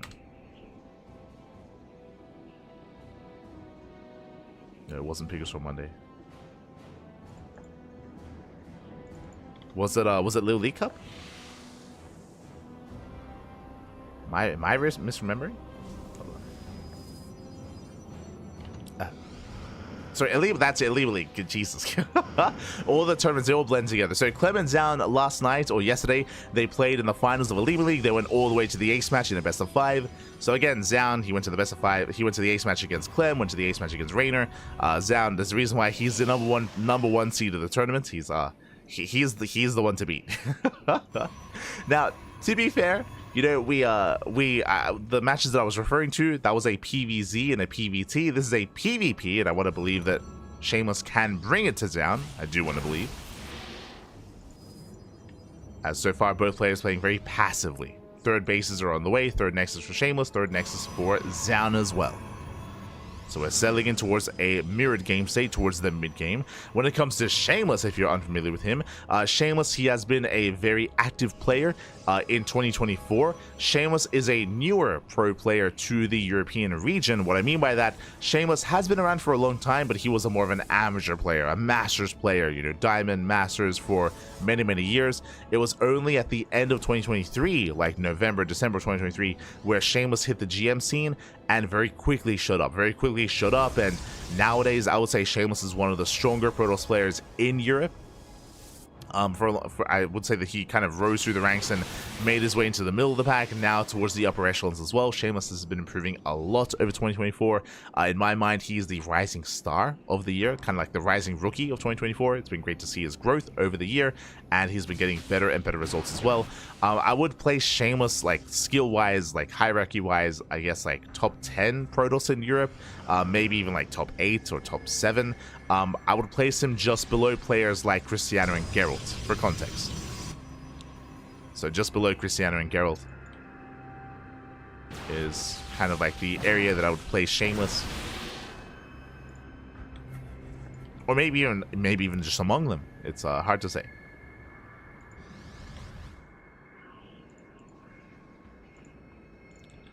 As both armies are going to be clashing, Zoun does move out. Likewise, it is harassing here at the right-hand side towards the natural. Zoun distracting Shameless. Probe's going to be going down. He gets 1, he gets 2, he gets 4. 4 probes falling. Shameless, he does react. 5 probes going down. Doesn't look like a lot, but alas, it is a lot of damage here in a mirror matchup, where both players have the same tools, where both players have the same units. So 6 probe kills, very nice damage here out of Zoun. Again, just distracting and testing the limits here of the attention of Shameless. Does get 6 probes. Zoun pulls away, knocking down those rocks.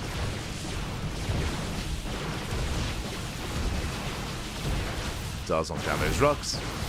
Getting ready for a fourth, getting ready for the gold. Behind this, taking up into Immortal production, into Archon production as well. +1 is on the way. Gateway Explosion.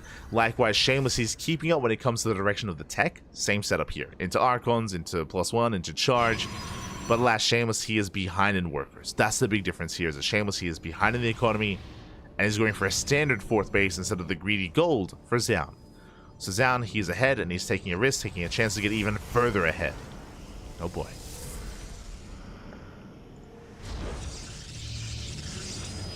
Zoun has been here since the Pro League days. Yes. Zoun, if you remember, he was on SKT. I remember casting him. I remember him joining SKT as a rookie. Like, that's why in my mind, like, Zoun, he's like more of a newer Korean player. But that also shows just like how little like fresh blood there is in the Korean scene, because it's true, Zoun, he is newer to the Korean scene than players like Dark and Maru and Hero and Classic and Trap. But despite that, like, Zoun has been around since, you know, like 2015, which is still like a long time in the history of StarCraft, I guess. Now we're getting old. Like, I remember when Zoun played his first match in Pro League, and that's a long time ago. No.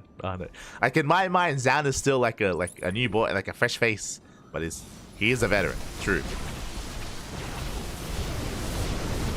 As here we go, we do engage as Shameless pushing in. Well, Zoun, he will shut down the Zealots. Very nice force fields. Well, that's A probes going down at the same time. Zoun does counterattack. Does hit the mineral line. Probes are falling. Shameless diving in. Zealots, they melt here against those Archons, and there's 4 Immortals here for Zoun. He will break through. The Immortals, they do so much in the back line. They break through the Archons, break through the Stalkers. Zoun, he will take this fight, and across the map, still wreaking havoc, still forcing defensive warp-ins. And Shameless, he will lose everything here. GG gets called. Zoun, he overwhelms, and Zoun takes game number 1. GG. GG, well played again. Just very soul play here out of Zoun throughout the course of the game, getting economic damage, getting a faster fourth base, getting the gold base as well, getting ahead economically with that greater economy. I should have pointed out that he was building up a higher immortal count. What does that mean? That means that he would have a more secure army to face off and to focus down the Archons and Stalkers of Shameless. Once the Zealots fell, Zoun had his way with that army. GG. GG, well played. Oh, my bones. Oh, my bones. Oh, no. Oh, no. He wasn't super popular, I guess. Well, like, he was still an up-and-comer back in Pro League. Like, Zoun, he did play in Pro League, but he was a rookie. Like, he was a rookie in Pro League. Like, he was a newer face to SKT when he joined them. Was a newer player. And Zoun really didn't rise through the ranks until after, like, the Kesper era of StarCraft. Until a couple of years after that, where he was able to really come into his own and break into the upper echelons of the Korean scene. So it took a couple of years. It took a couple of years. As I would say, like, when he was on SKT, he was like a B teamer sort of thing. But here we go. We're getting into Game 2. And spawning in the top right-hand corner of ley lines, we have the South Korean Protoss player, the Red Protoss, who leading the series 1-0. Again, he's the favorite player to win the entire tournament. We'll see if he can be stopped. We'll see if he can be brought down. It is Zoun. And spawning in the bottom left-hand corner, we have his opponents. We have the blue Protoss player representing Team Little Fairy down in the series. We'll see if he can bounce back. It is Shameless. We go.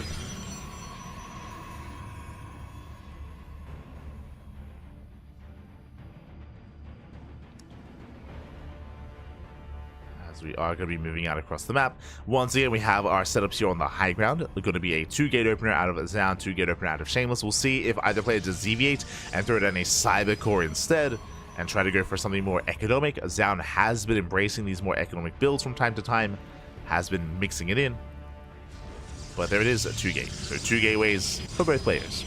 Now, of a 2-gate opener, we have options with how we want to open things up. We can go 2-gate into double Stalker, we can go double Adept, or Stalker Sentry, or Sentry skipping the second unit into a faster Nexus. So there are different combinations available here to both Zoun and Shameless.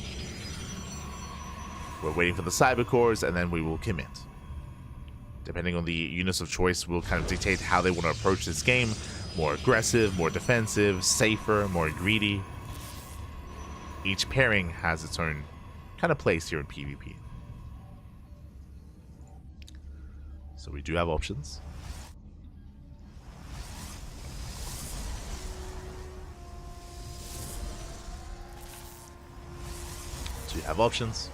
Cybercore's done, and we have going to be, oh, hello, double adept opener here at Zoun, so much more aggressive here. Double adept, they're designed to shade across the map to threaten the mineral lines. Of course, two adepts, they can one-shot probes, they can one-shot workers, so it's going to be up to Shameless to keep up. Meanwhile, it's going to be Shameless opening up Stalker, Sentry, very safe opener. Sentry-based openers are ideal here just because they give you so much scouting information, especially, I mean, even in the previous patch, especially in the latest patch, with Energy Overcharge, you have that many more hallucinations, so you get full scouts across the map. As we do see a Zoun delaying the expansion with the pylon block, behind the Zoun going for a Stargate before Nexus, so it's going to be double Adept Harass moving out across the map, and an Oracle as well, so very much so aggressive play here by Zoun is moving out, designed to get economic damage. Meanwhile, there's Nexus here for Shameless. Shameless, he does have the faster base, only slightly faster compared to Zoun, because of the pylon block. And you have the take of choice, again, Zoun opening up Stargate into Oracle, meanwhile Shameless opening up Twilight Council into Blink Stalkers. Let's go. Adepts they shade in. Ooh, nice force field. Adepts they get locked away, but one probe just still does fall. And Adepts they get into the mineral line. Shameless trying to keep up. That's going to be 2, 3, 4, 5 probe kills. This is getting out of hand already. Getting 6. 6 probes go down. And both Adepts escape. On how many HP? 1 HP Adept. 1 HP. Barely survives. Barely gets away. Once again, threatens a shade, keeps Shameless pinned back at home, and here comes the Oracle. Now, thankfully, Shameless did Hallucination Scout, so Shameless, he saw everything. He's fully aware, he saw the Stargate, he saw the Oracle, he saw the Twilight Council as well. Shameless, he's ready in the main, but he's already sustained damage.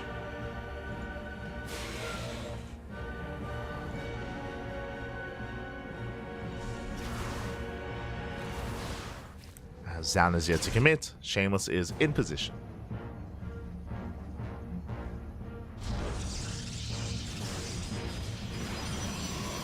Shameless is in position. Oh. Oracle stepping in. Getting 2 probes. Catching 2 workers. Zoun will pull away. Likewise shading him, but this time Shameless is keeping up. Does keep up despite that. 3 workers go down. And this is slowly building up over time. Looking at the unit tab as we do hunt down the Adepts. 9 probes. 9 probes are fallen in total. And with that, Zoun does maintain a worker lead. And in a mirror matchup, that is everything. Like, being up like 3, 4, 5 workers doesn't sound like a lot, but when you have the same tools, when you have a mirror matchup like this, it is everything. Zoun is ahead. Zoun is ahead. Shameless does have faster blink, true. Slightly faster blink for Shameless, so he can make use of that. He can try to hit some kind of timing, get across the map. For now, Zoun he scouts, he's looking for extra gateways, he's looking for an all-in. And he confirms, no extra gases, he confirms no extra gateways. Third base is on the way for Shameless. Shameless, he's macroing, and Zoun should be feeling pretty comfortable getting his own third. Both players expand. Again, Zoun, he was a little bit concerned, a little bit paranoid that there would be an all-in, made sure that there wasn't, and now he can freely expand, get his own third base, securing himself, station traps being thrown down. Zoun maintaining his lead.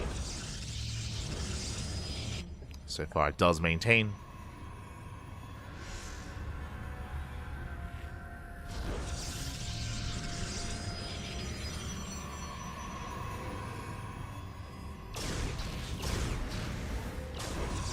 As both players once again scouting.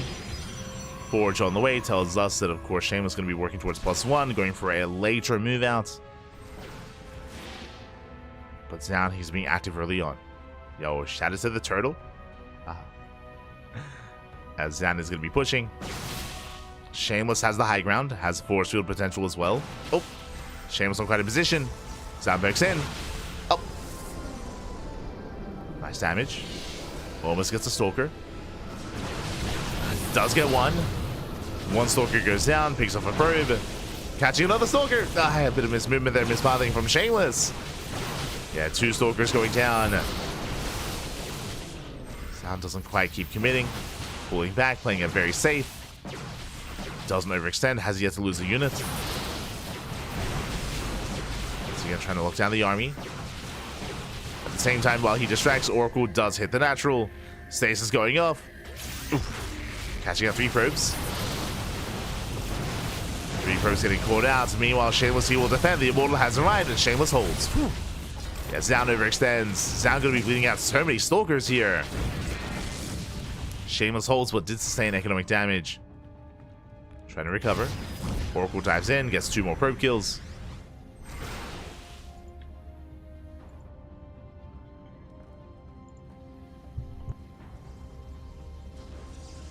Does get more probes. But Zoun, he's building up that Immortal count. So even though Zoun might be behind in Stalkers, or at least he was, he's making up for that with those Immortals. Zoun pulling away, getting a 4th base. Faster 4th for Zoun. +1 is almost done as well. Bear that in mind. There's going to be a window here where Zoun has the upgrade advantage. And again, Zoun, he has more Stalkers, but Shameless has the Immortals.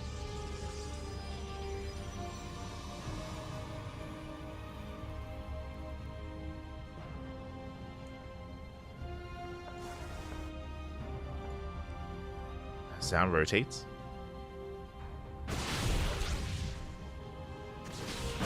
Oh. Threatening a dive.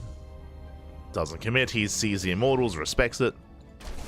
Zealous puts a 4th base. Zoun looking for a way in. Leading out a Stalker.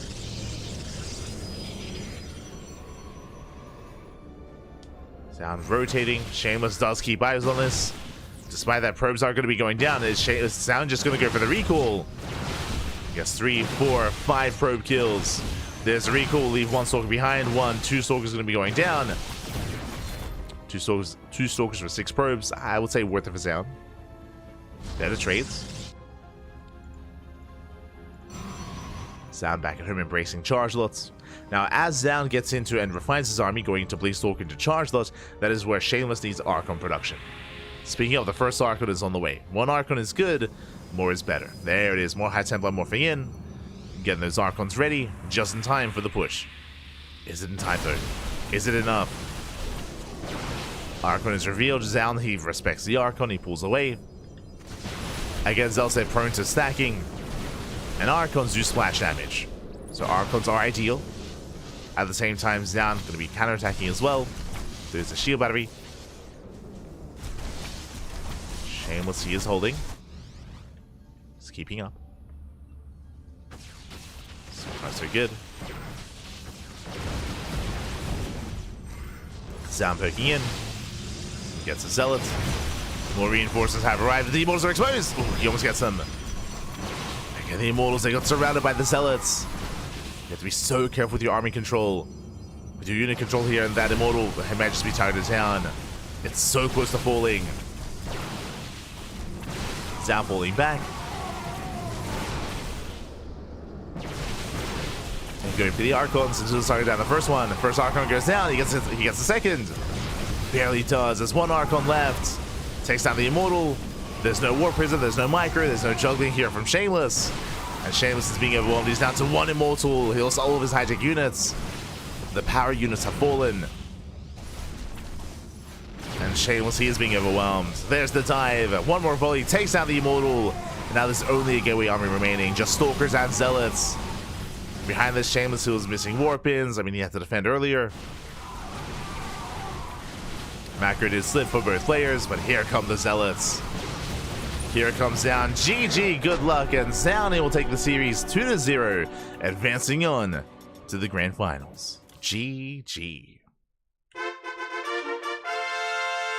GG, well played against Zoun. He is the favorite player. He has been on fire as of late. I mentioned before, going to the ace match against Rainer, going to the ace match against Clem, and here taking down Shameless 2-0. Very solid play here from Zoun. Shameless had his moments, is what I will say. And I will say that game 2 was a bit of showing for Shameless compared to game 1, but still did fall in the end, still was taken out. And with that, GG, well played. Zoun will advance onto this finals, and the question becomes, who will face off against him in those grand finals? We're here to find out. We're here to find out as we have our next series ready for us. It's going to be a best of 3 between Jumy and Gerald. Let's go. I'm hopping over. Hopping over to the European region here. Vetoes are done, and we're getting ready for our next PvP. We're getting ready.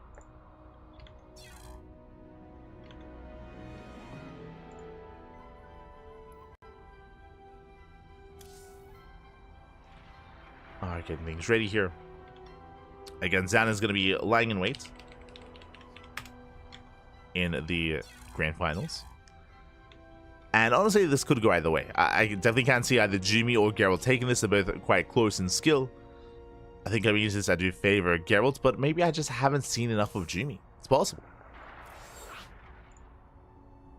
It's possible.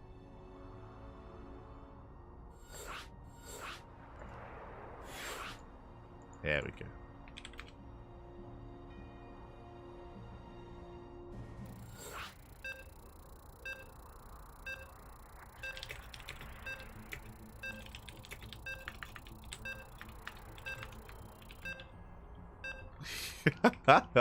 God. Here we go. We're getting to our next game. Game 1 is going to be on Amygdala. Let's go. And spawning in the top right hand corner of Amygdala, we have the German Protoss player, the green Protoss, representing Streamer Zone. It is Jumy. And spawning in the bottom left-hand corner, we have the Polish Protoss player, the blue Protoss, also representing Streamer Zone. It is Gerald. And again, welcome one and all to the Tenacious Turtle Tussle number 26. Welcome to the semi-finals. Here we go. Welcome to the semis. Again, the winner will face up against Zoun in the grand finals. And who has the best PvP amongst all these players? Zoun, he was renowned for his PvP for a very long time. Likewise, Jumy and Gerald, they are specialists in their own right. Gerald, he is known for his disruptor play. He very often does skip out on Archons and embrace Mass Disruptor in this matchup. A little bit greedy to do so, to cut those corners, but Gerald, he is willing to do so. Jumy, on the flip side, is an animal. He's an absolute animal. He's an absolute beast.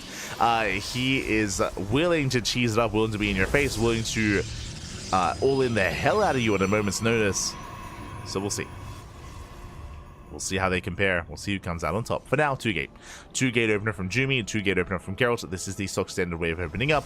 And just to reiterate, once again, it's all about the initial units here. Cyber cores are on the way. And do we open up double Adept, double Stalker, Stalker Sentry, or Sentry into Expand? How are we opening? Bearing in mind, welcome one and all to Amygdala. This is one of the largest maps in the map pool, very large map. As a result, we expect economic builds and we expect greedy play from both players. True, you could try to all in, but I mean, even here on Amygdala, the locations for a proxy are quite limited, and yeah, it's just typically not seen too often here on this map. Again, it is a large map in the it is one of the larger maps in the map pool. Behind this, there we go. Stalker Sentry out of Jumy. Double Adept out of Gerald. Okay, that I was not expecting. And Gerald, he's going to take the initiative. Gerald is going to be the aggressor. So double Adept, as we mentioned previously in the last game, double Adept is to get across the map, is to get some economic damage, to wreak havoc, shade into a mineral line. Two Adepts, they can one-shot probes. Likewise into a Stargate. Fun fact, this is the exact same opener that Zoun went for in the previous game. Double Adept into Stargate, into Oracle, into a delayed expansion from Gerald. Jumy is going to be the defender, as he's dealing with the pylon, and we'll go for a delayed expansion as a result. Legal Act predictions, median outcome. Jumy 1-2 Gerald. I can see this going to the ace match. I mentioned before, I do think that Gerald and Jumy are close in skill. I mean, this could be 2-1 in either direction. This could be a 2-0 in either direction. Again, I do think this is going to be a harder one to call. Best of luck. Best of luck to those that did predict in the chat. Don't envy you. Best of luck. See, Matt in the chat. PvPs all day, every day. True, true. It's fine. We've been doing it for years. It's fine. As Gerald does pull away. Again, behind this, the Nexus timings are quite close to each other. A big part of that, of course, is the pylon blocks. Oracle has arrived. And I believe Jumy did discover the hallucination. He did. I mean, the hallucination just expired, so he did see the Stargate, saw the Twilight Council, saw the Oracle. Jumy saw everything, and Jumy's ready. He's in the main, likewise split off here at the natural as well.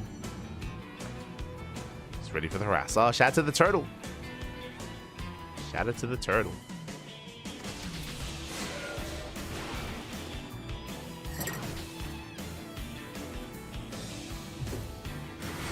This is going to be forced back. Oracle does dip in. Force the third in the revelation. Jumy holds.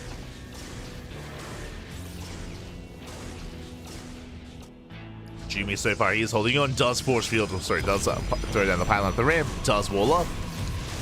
Meanwhile, Gerald does get one probe. It's a transferring worker. Takes down the probe. Oracle pulls away. Likewise, they shade in. Oh, they get into the main base. Probes are going to be going down. He gets one. He gets two. He gets three. 3 probes do fall. Nice damage here from Gerald. Shades to the natural. Oh, shading actually further back into the main. Which means no escape. There is no escape for the Adept. Adept is going to fall. And both players setting up for their third bases. Gerald takes the third, and Jumy should not be too far behind. Ooh, as Gerald, he barely doesn't get there in time. Barely doesn't delay. Does get the probe kill. No.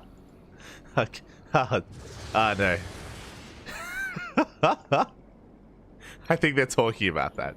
Aye. I mean, did get it. Did get the base. True. Jumy, he's so satisfied. He's like, mate, you thought you could stop me, Papi. Nah. I'm a speedy boy. God damn it, Jumy. God damn it. Here we go. Armies do clash. Jumy pushing in. Up. Does look down the army. And Jumy, he has a greater concave. Yeah, better trades here for Jumy. Does force him back.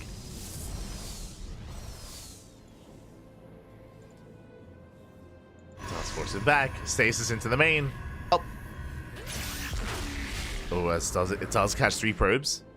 Nice damage here by Gerald. Going for another stasis. He's not stopping. Up. He's not slowing down. Ooh, catching out most of the workers here. Half the mineral line. Half the mineral line gets caught out. Jumy getting pulled apart. Pappy, I know we're fast, but we gotta react. We gotta. Oh no. As Gerald gets another probe, it still keeps the Oracle alive. Bearing in mind the Oracle is still alive, doing so much. And Gerald is able to recover, able to get his third base fully saturated. Settling in. I think the lack of sleep is getting to Jumy. No, that's just, he's always like that. He's you're like, oh, you know, he's sleep deprived, like, you know, the mind is going a little bit down. No, that's Jumy. Oh god. Esther Jumy. Gerald's moving in between the bases. Looking for a way in. Oh, stasis into the main once again. Oh, once again. This time almost the entire mineral line once again. Only a handful of probes do make it out to recall out of there. At the same time, Adepts shade in, 4 probes going down, and Jumy's getting pulled apart. Oh no. The question marks are real. As Gerald, he's all over Jumy. Again, it might be deep latency night for both players, but Gerald, he thrives in the D-Gen, Pappy. Gerald, he's always awake at 5 a.m. in the morning. Jumy, you're new to this. As Gerald, he's still being active, moving out.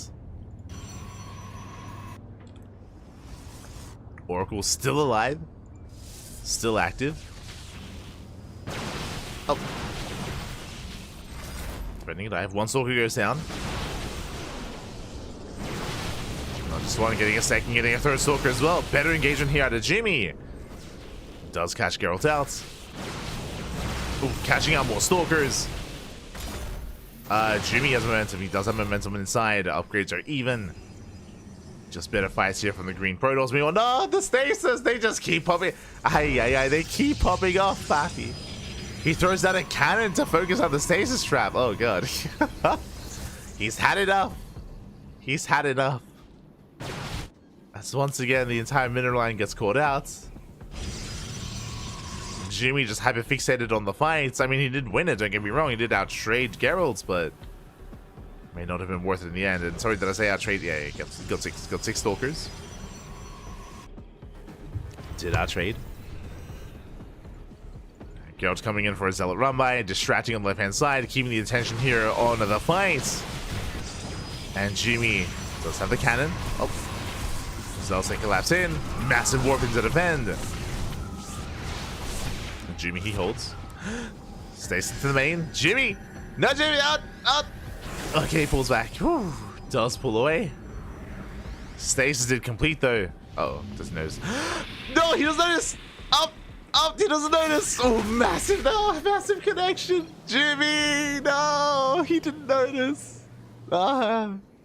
Takes the stasis to the face once again. Not again, Faffy. Not again.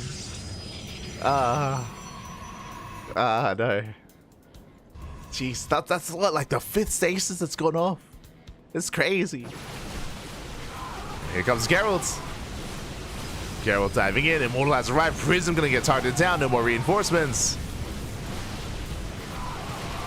And Gerald, he should be able to overwhelm this. Yeah, Zealots. Jumy does not. Gerald, he's up playing supply. A bit of an auto engage. Pulling away. Pulling back.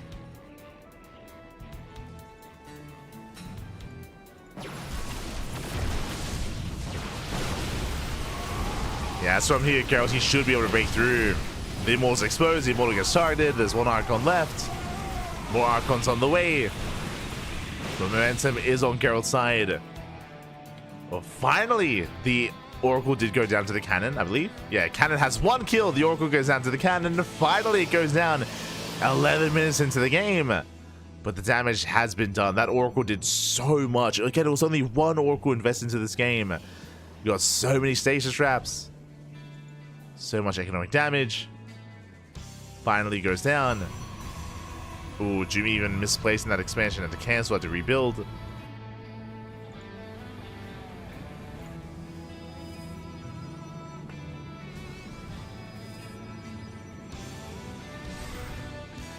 Now here comes Jumy.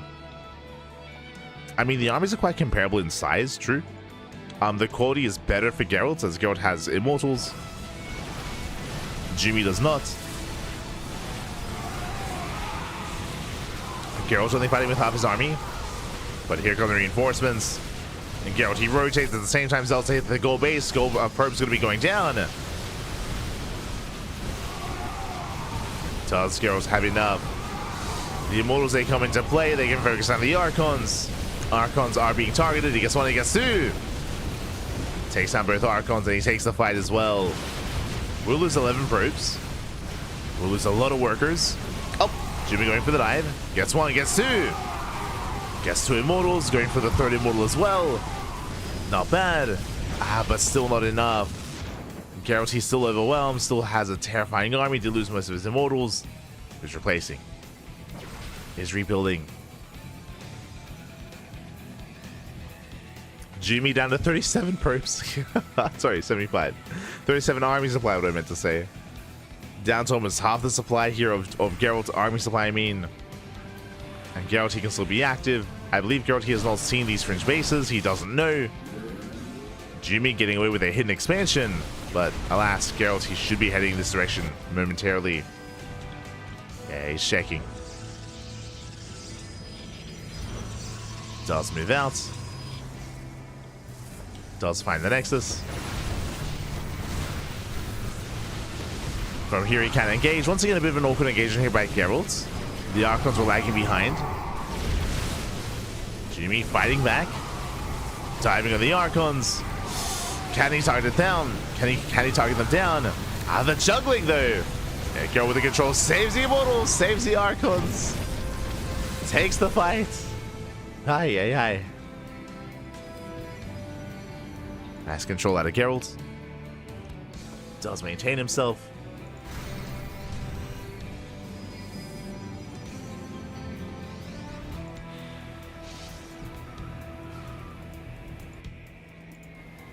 Jumy has to pull away. Going for a massive DT counterattack. 6 Dark Templar. There is a cannon. Is a cannon in position. Jumy this time he notices. But the cannon goes down. No detection. Jumy dives in the main army. Once again, hot pickup micro here out of Gerald. Oh no! Ooh, Prism goes down. Both the mortals as well. No shot. Jumy, he can break through this. He can break through this nonetheless. Takes down the shield battery, the cannon, takes down all the immortals in the war prism. Back at home, DTs are wreaking havoc. Oh, they're getting a lot of damage. 7 probes going down. But Jumy, he for the first time in a long time takes the supply lead. Oh, the Nova! Oh, the splits. The splits are good. And despite taking every stasis to the face, it doesn't matter. Jumy, he's in this game. And he's taking this game as well. Jumy going for the kill. Depowers the side defense. Going for the gold. Probes are falling. And Jumy, he can overwhelm this. He can.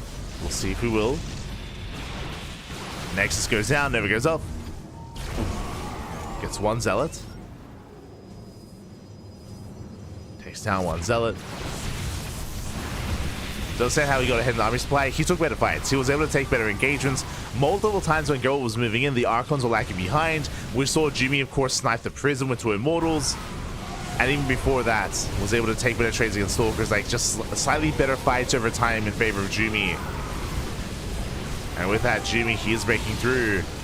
And he's done it. He has broken the back of Gerald. GG gets called. Jumy takes game number 1. Whew. GG. Ah.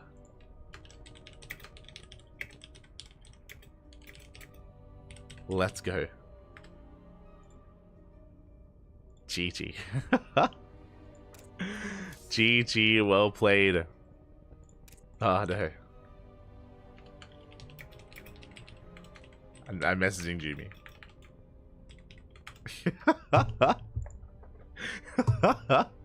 I'm like, takes every stasis to the face, wins the game. Este Jumy.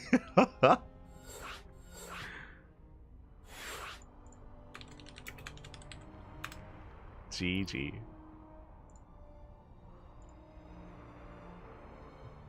And with that, we're getting into game 2. Impressive.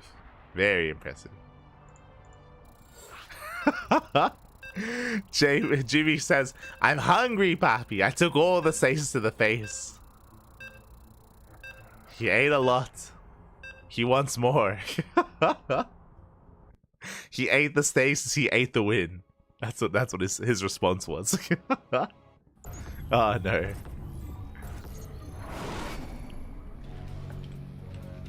SMH my head, and here we go. We're getting into game number 2 here of our best of 3 semifinals, and spawning in the top right hand corner of ley lines, we have the Polish Protoss player. We have the blue Protoss representing Streamer Zone. Down in the series, we'll see if he can bounce back. We'll see if he can force the ace match. I'm sure he can. Will he though? It is Gerald. And spawning in the bottom left-hand corner, we have his opponent. We have the Danish. We have the German. What I meant to say. I was thinking D. We have the German Protoss player, the red Protoss representing Streamer Zone, leading the series 1-0. It is a Jumy. Yes, there, Jumy. Again, despite taking all the station traps to the face, he got away with the expansion in the top left. He got away with better engagements, better trades, picking off Stalkers, picking off Archons, picking off the Immortals, of course, as well. Some slightly better trades here for Jumy. Did overwhelm and did take to the end. GG. Impressive. Very impressive. Again, who needs to react to the stasis traps? Who needs to? Just take them. Just tank them. That's all you need. Ah. Aye. Really, the real power here is sleep deprivation. Okay, that unlocks like the third eye of Jumy. He deprived the sleep. And you unlock the inner degen, the inner gamer. Jumy, he's ready. Ready to win tournaments at 4 a.m. in the morning. Let's go. But now 2 get open out of Jumy, 2 get open out of Gerald. Jumy, it looks like he might opt to hide the pylon. Might opt to hide it. As the probe is being active.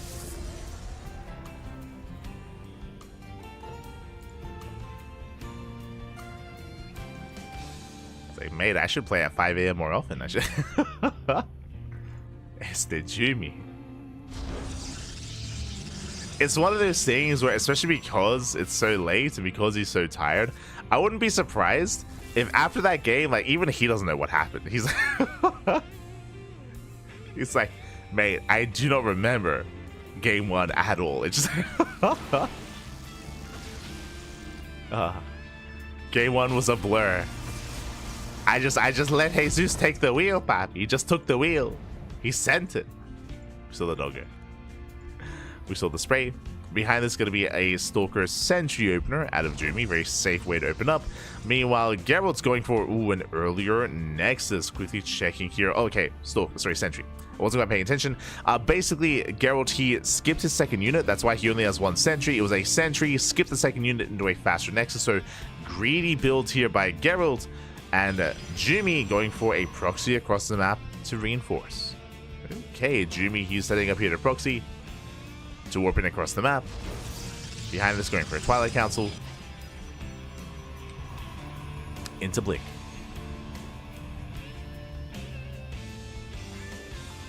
We go. Jumy does move out.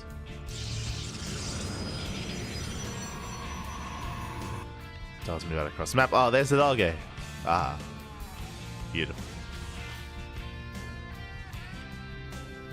And again, with that pylon, he kind of reinforced. It's going to be slow warp-ins, but warp-ins nonetheless. And here they come. Here we go. Oh, Jumy. Jumy with the mass hallucination. I feel like force fields would be more effective, not going to lie, but sure, let's go.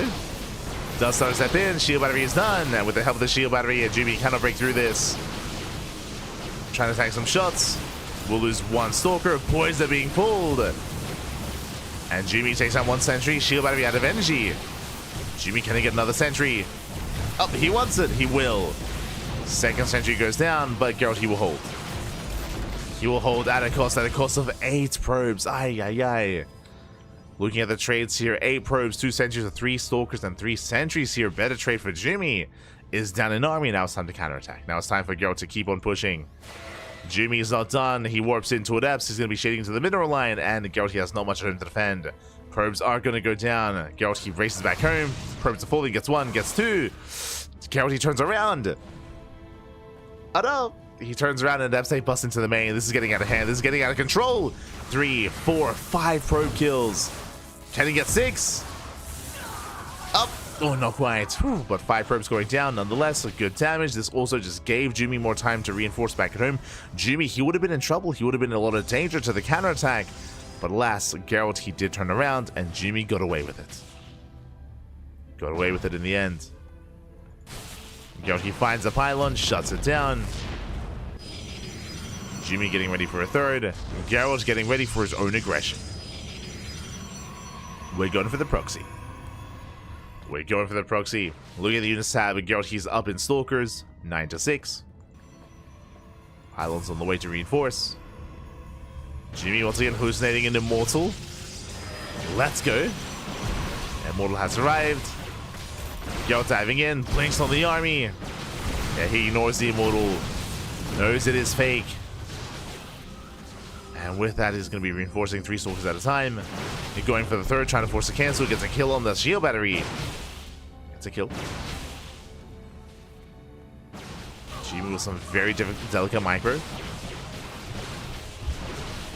Delicate pulling back. Ooh, forces a cancel. Yeah, Jumy stuck on 2 bases. Gerald, he can now take his own. Delays the third once again. And back at home, Gerald, he takes his own expansion. Third base has been thrown down. Gerald's going to be getting ahead. Gerald, he's currently down in workers, but he will have a much faster third. Meanwhile, Jumy will eventually break out. This time he has a very real immortal, not fake.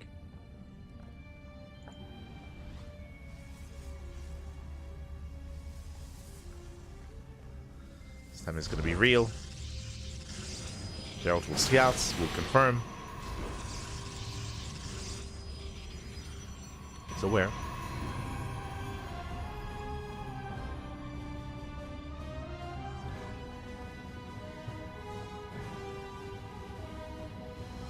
Again, looking for a way in. He's going to be forced back. Jumy, he's holding, still maintains the greater economy. Yes, there is a faster third, but still yet to come into play. Jumy finds a proxy. Oh! Lose 2 Stalkers. 2 Stalkers going down. Nice pickles here by Gerald.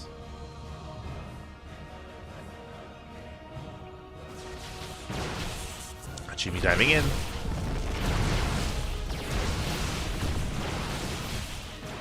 We'll clean this up. Gerald's going for a rotation. Rotating over towards the left. At the same time, Jumy going for a depth counterattack. There is an army back of him to defend. Gerald, he's ready for this. Jumy gets 1 probe. He gets 1. He gets 2. He gets 3. Gets 4. Not quite. 3 probes once again, not bad. Jumy, he still maintains a massive economic advantage, despite having a later third base. Did take extra gases.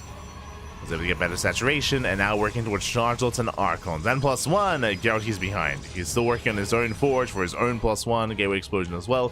Gerald does have a larger army, but is going to be behind in tech, I should say. And even though Gerald has more Stalkers, that's what the Immortals are for. The Immortals, they make up for a lower Stalker army here for Jumy.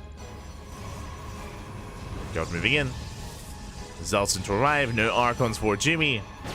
Without Archons, I mean, Gerald, he can break through.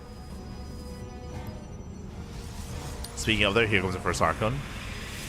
First Archon's on the way.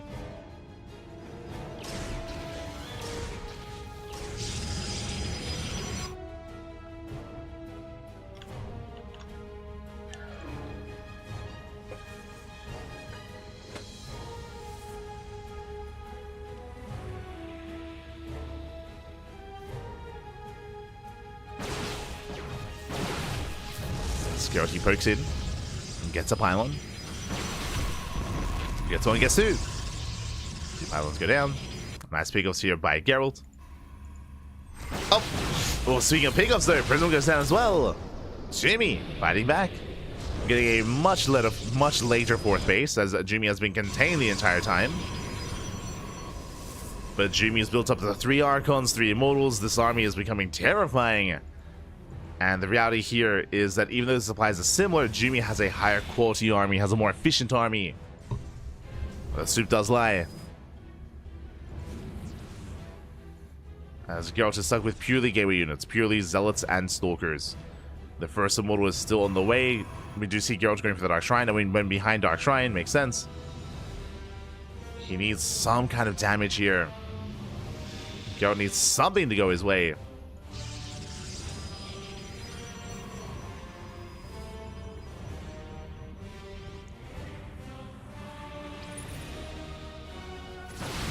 Moving in.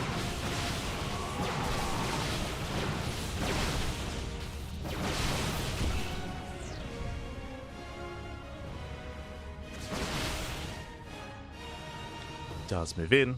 Jumy pushing out. Gerald trying to reinforce. He does have Archons. Oh, right, he used the DTs actually. Oh, there you go. Morphs in the Dark Templar into his own Archons. And now we do engage. We crash in.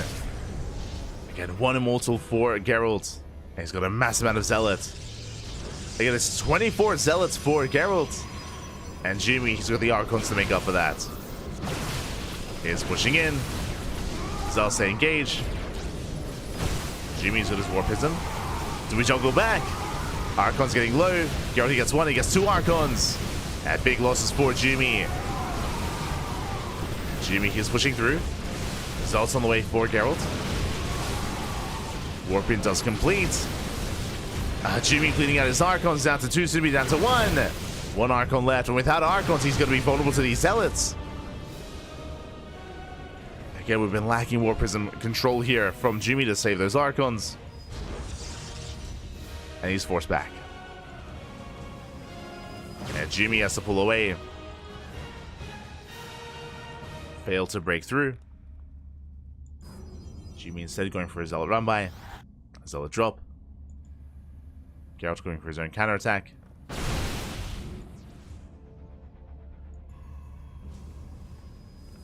And Gerald, he can just walk into the natural. Oh. You can try it.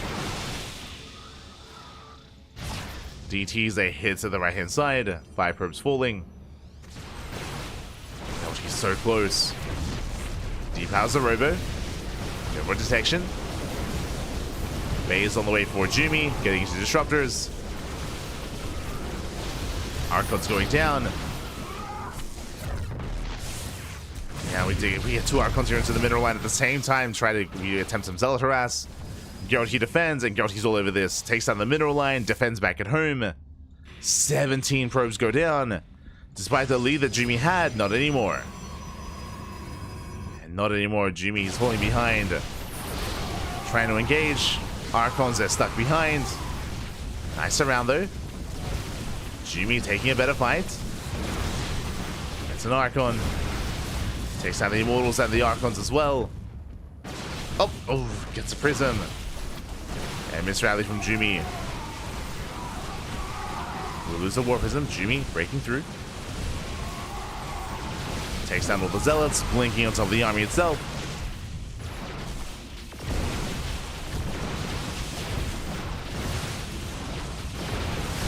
But Jumy, he needs support. He needs to save the Archons. Oh my god. Another Archon goes down. Jumy pulling away. Gerald's getting better saturation, more bases, more workers. And Jumy, I assumed was going Disruptor. He's going Colossus. I mean, I do think that's an answer to the problem that Jumy has here. That is the Mass Zealots. The Mass Zealot army and the low Archon count of Jumy has been definitely a factor here. I think I would have preferred Disruptors just because Disruptors, they are high risk, high reward. Disruptors have a lot more potential to swing a fight in favor of the Disruptor player.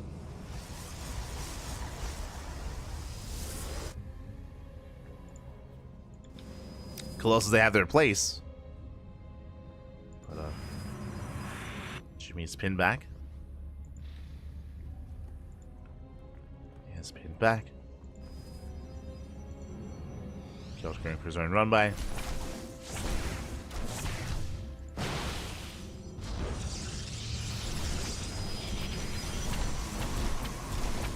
Gerald is maxing out. Does find the expansion. Once again, going for the Archons. Colossus are revealed. In that revelation, the Bay into Robo. Gerald is going into Disruptors. Jumy will get there first. Disruptor production has finally begun for Jumy. Finally has begun.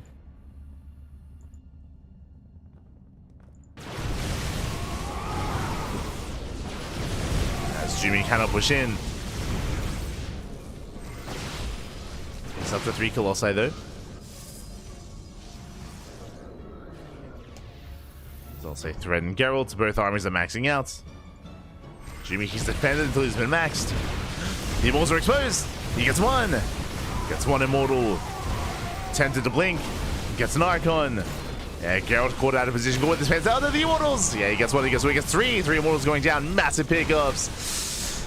Gerald, he overstayed his welcome. And again, his army was just not quite in position. Losing every single Immortal. I'm getting deja vu. Very similar to what happened in game 1. Where Gerald was looking good, but he took a really rough fight. Here, Gerald, he lost everything. He lost all the Archons, all the Immortals. Gerald, he's down to Zealot Stalker and 1 Immortal left. And Gerald, I mean, just lost too much too quickly. Nervous, they send him away. Gerald trying to come in from behind. Going for the Disruptors. Despite that, it may not even matter. Jumy, he will take this fight. He breaks through the Zealots, takes down the Immortal. And Gerald, he just doesn't have anything left. He has 2 Disruptors, true. If he can land these Novas, Rivers are out. DT's going for a counterattack. They can wreak havoc.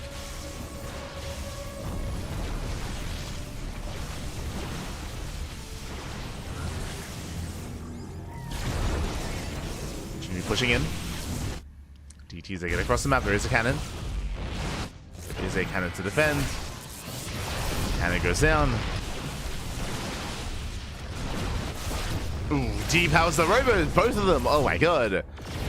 Both robots are depowered. Massive pickoffs. And Jumy, he's in trouble here. Like, Jumy, he should win a head-on fight.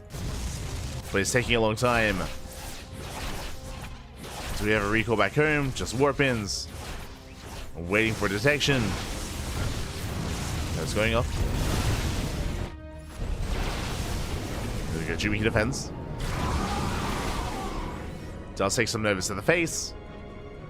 And again, Gerald with those Purification Novas, he has potential. He's still in this game. He's still in this. 4 disruptors.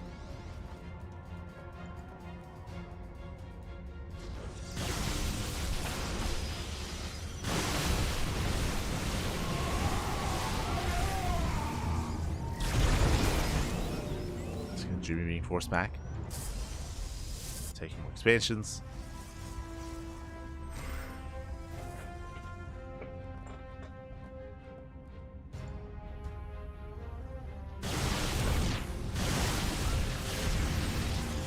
Taking more bases. Right, there's Jumy pushing in the Novas. They get Narcon. Another Nova goes off. Jumy does avoid, and the base will fall. At the same time, Jumy going for a big counterattack as well, taking down another expansion. And Nexus are falling.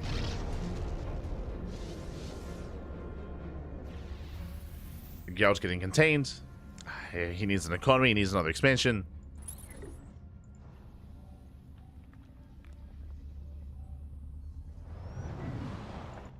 Jumy's still in a better position. Oh.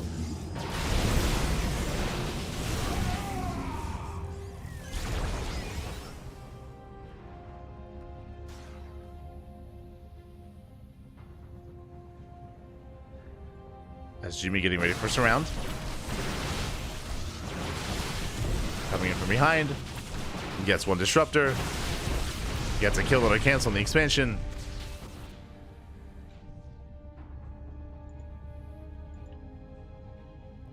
Jumy keeping up. Has still a lot of disruptors. Jumy getting into his own fleet beacon, second Stargates, +1 air attack. Working towards Sky Toss. I mean, pushing up a ramp into all these disruptors is not an easy thing to do.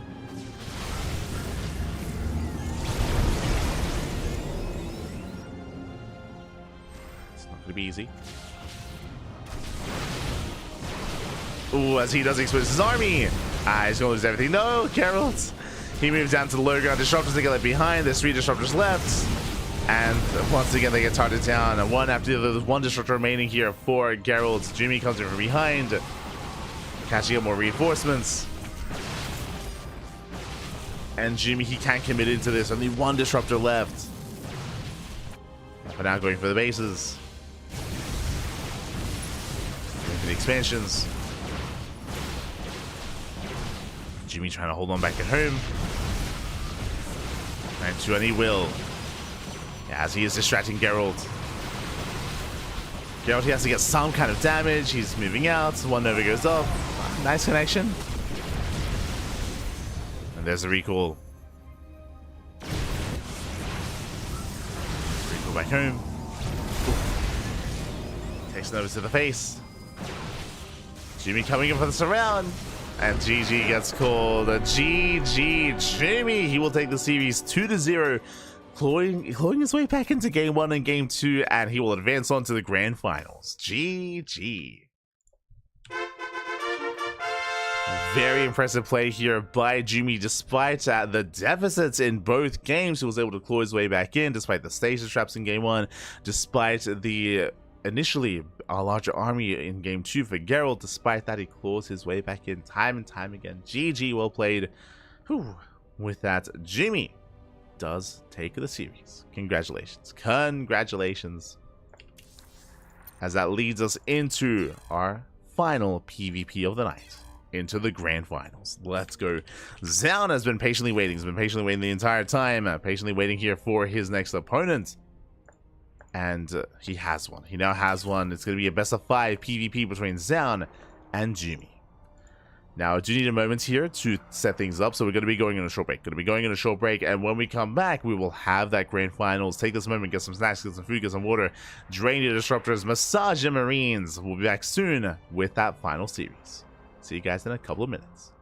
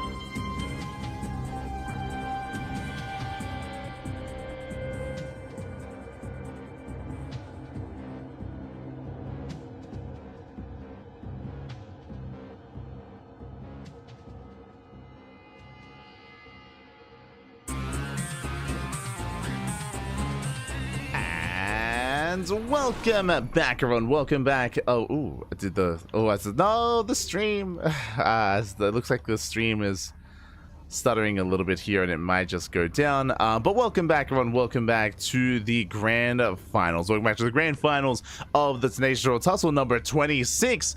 Whew, it has been an intense day of stuff. We have our top 2 players of the tournament. I do apologize, but it looks like the stream is going to stutter for a moment. It is probably going to drop and then come back, so I do apologize for that. But just catching up in the chat here. And casting pretty much every day. You are a beast. We cast every day. Thank you very much. But thank you. We cast every day, multiple times a day, sometimes 2, sometimes 3 times. I mean, most of the time 2 times a day, and sometimes 3 times a day. Like today, for example, we have 3 casts for the day. But here we go. We're jumping into our grand finals and spawning in the bottom left-hand corner of Ley Lines. We have the German Protoss player, the green Protoss. Oh, hold on. I believe we should be coming back.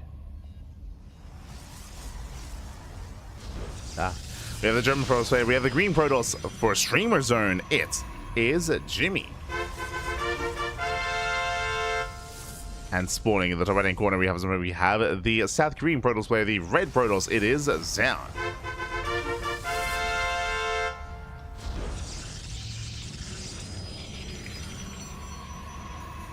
We go.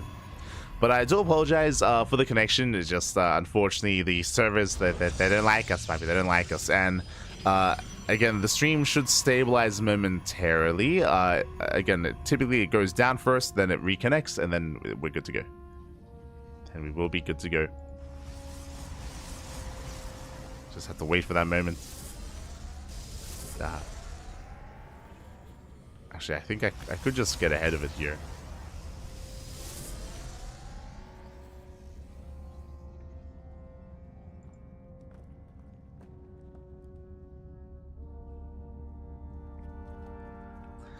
The problem is that I don't know if I can.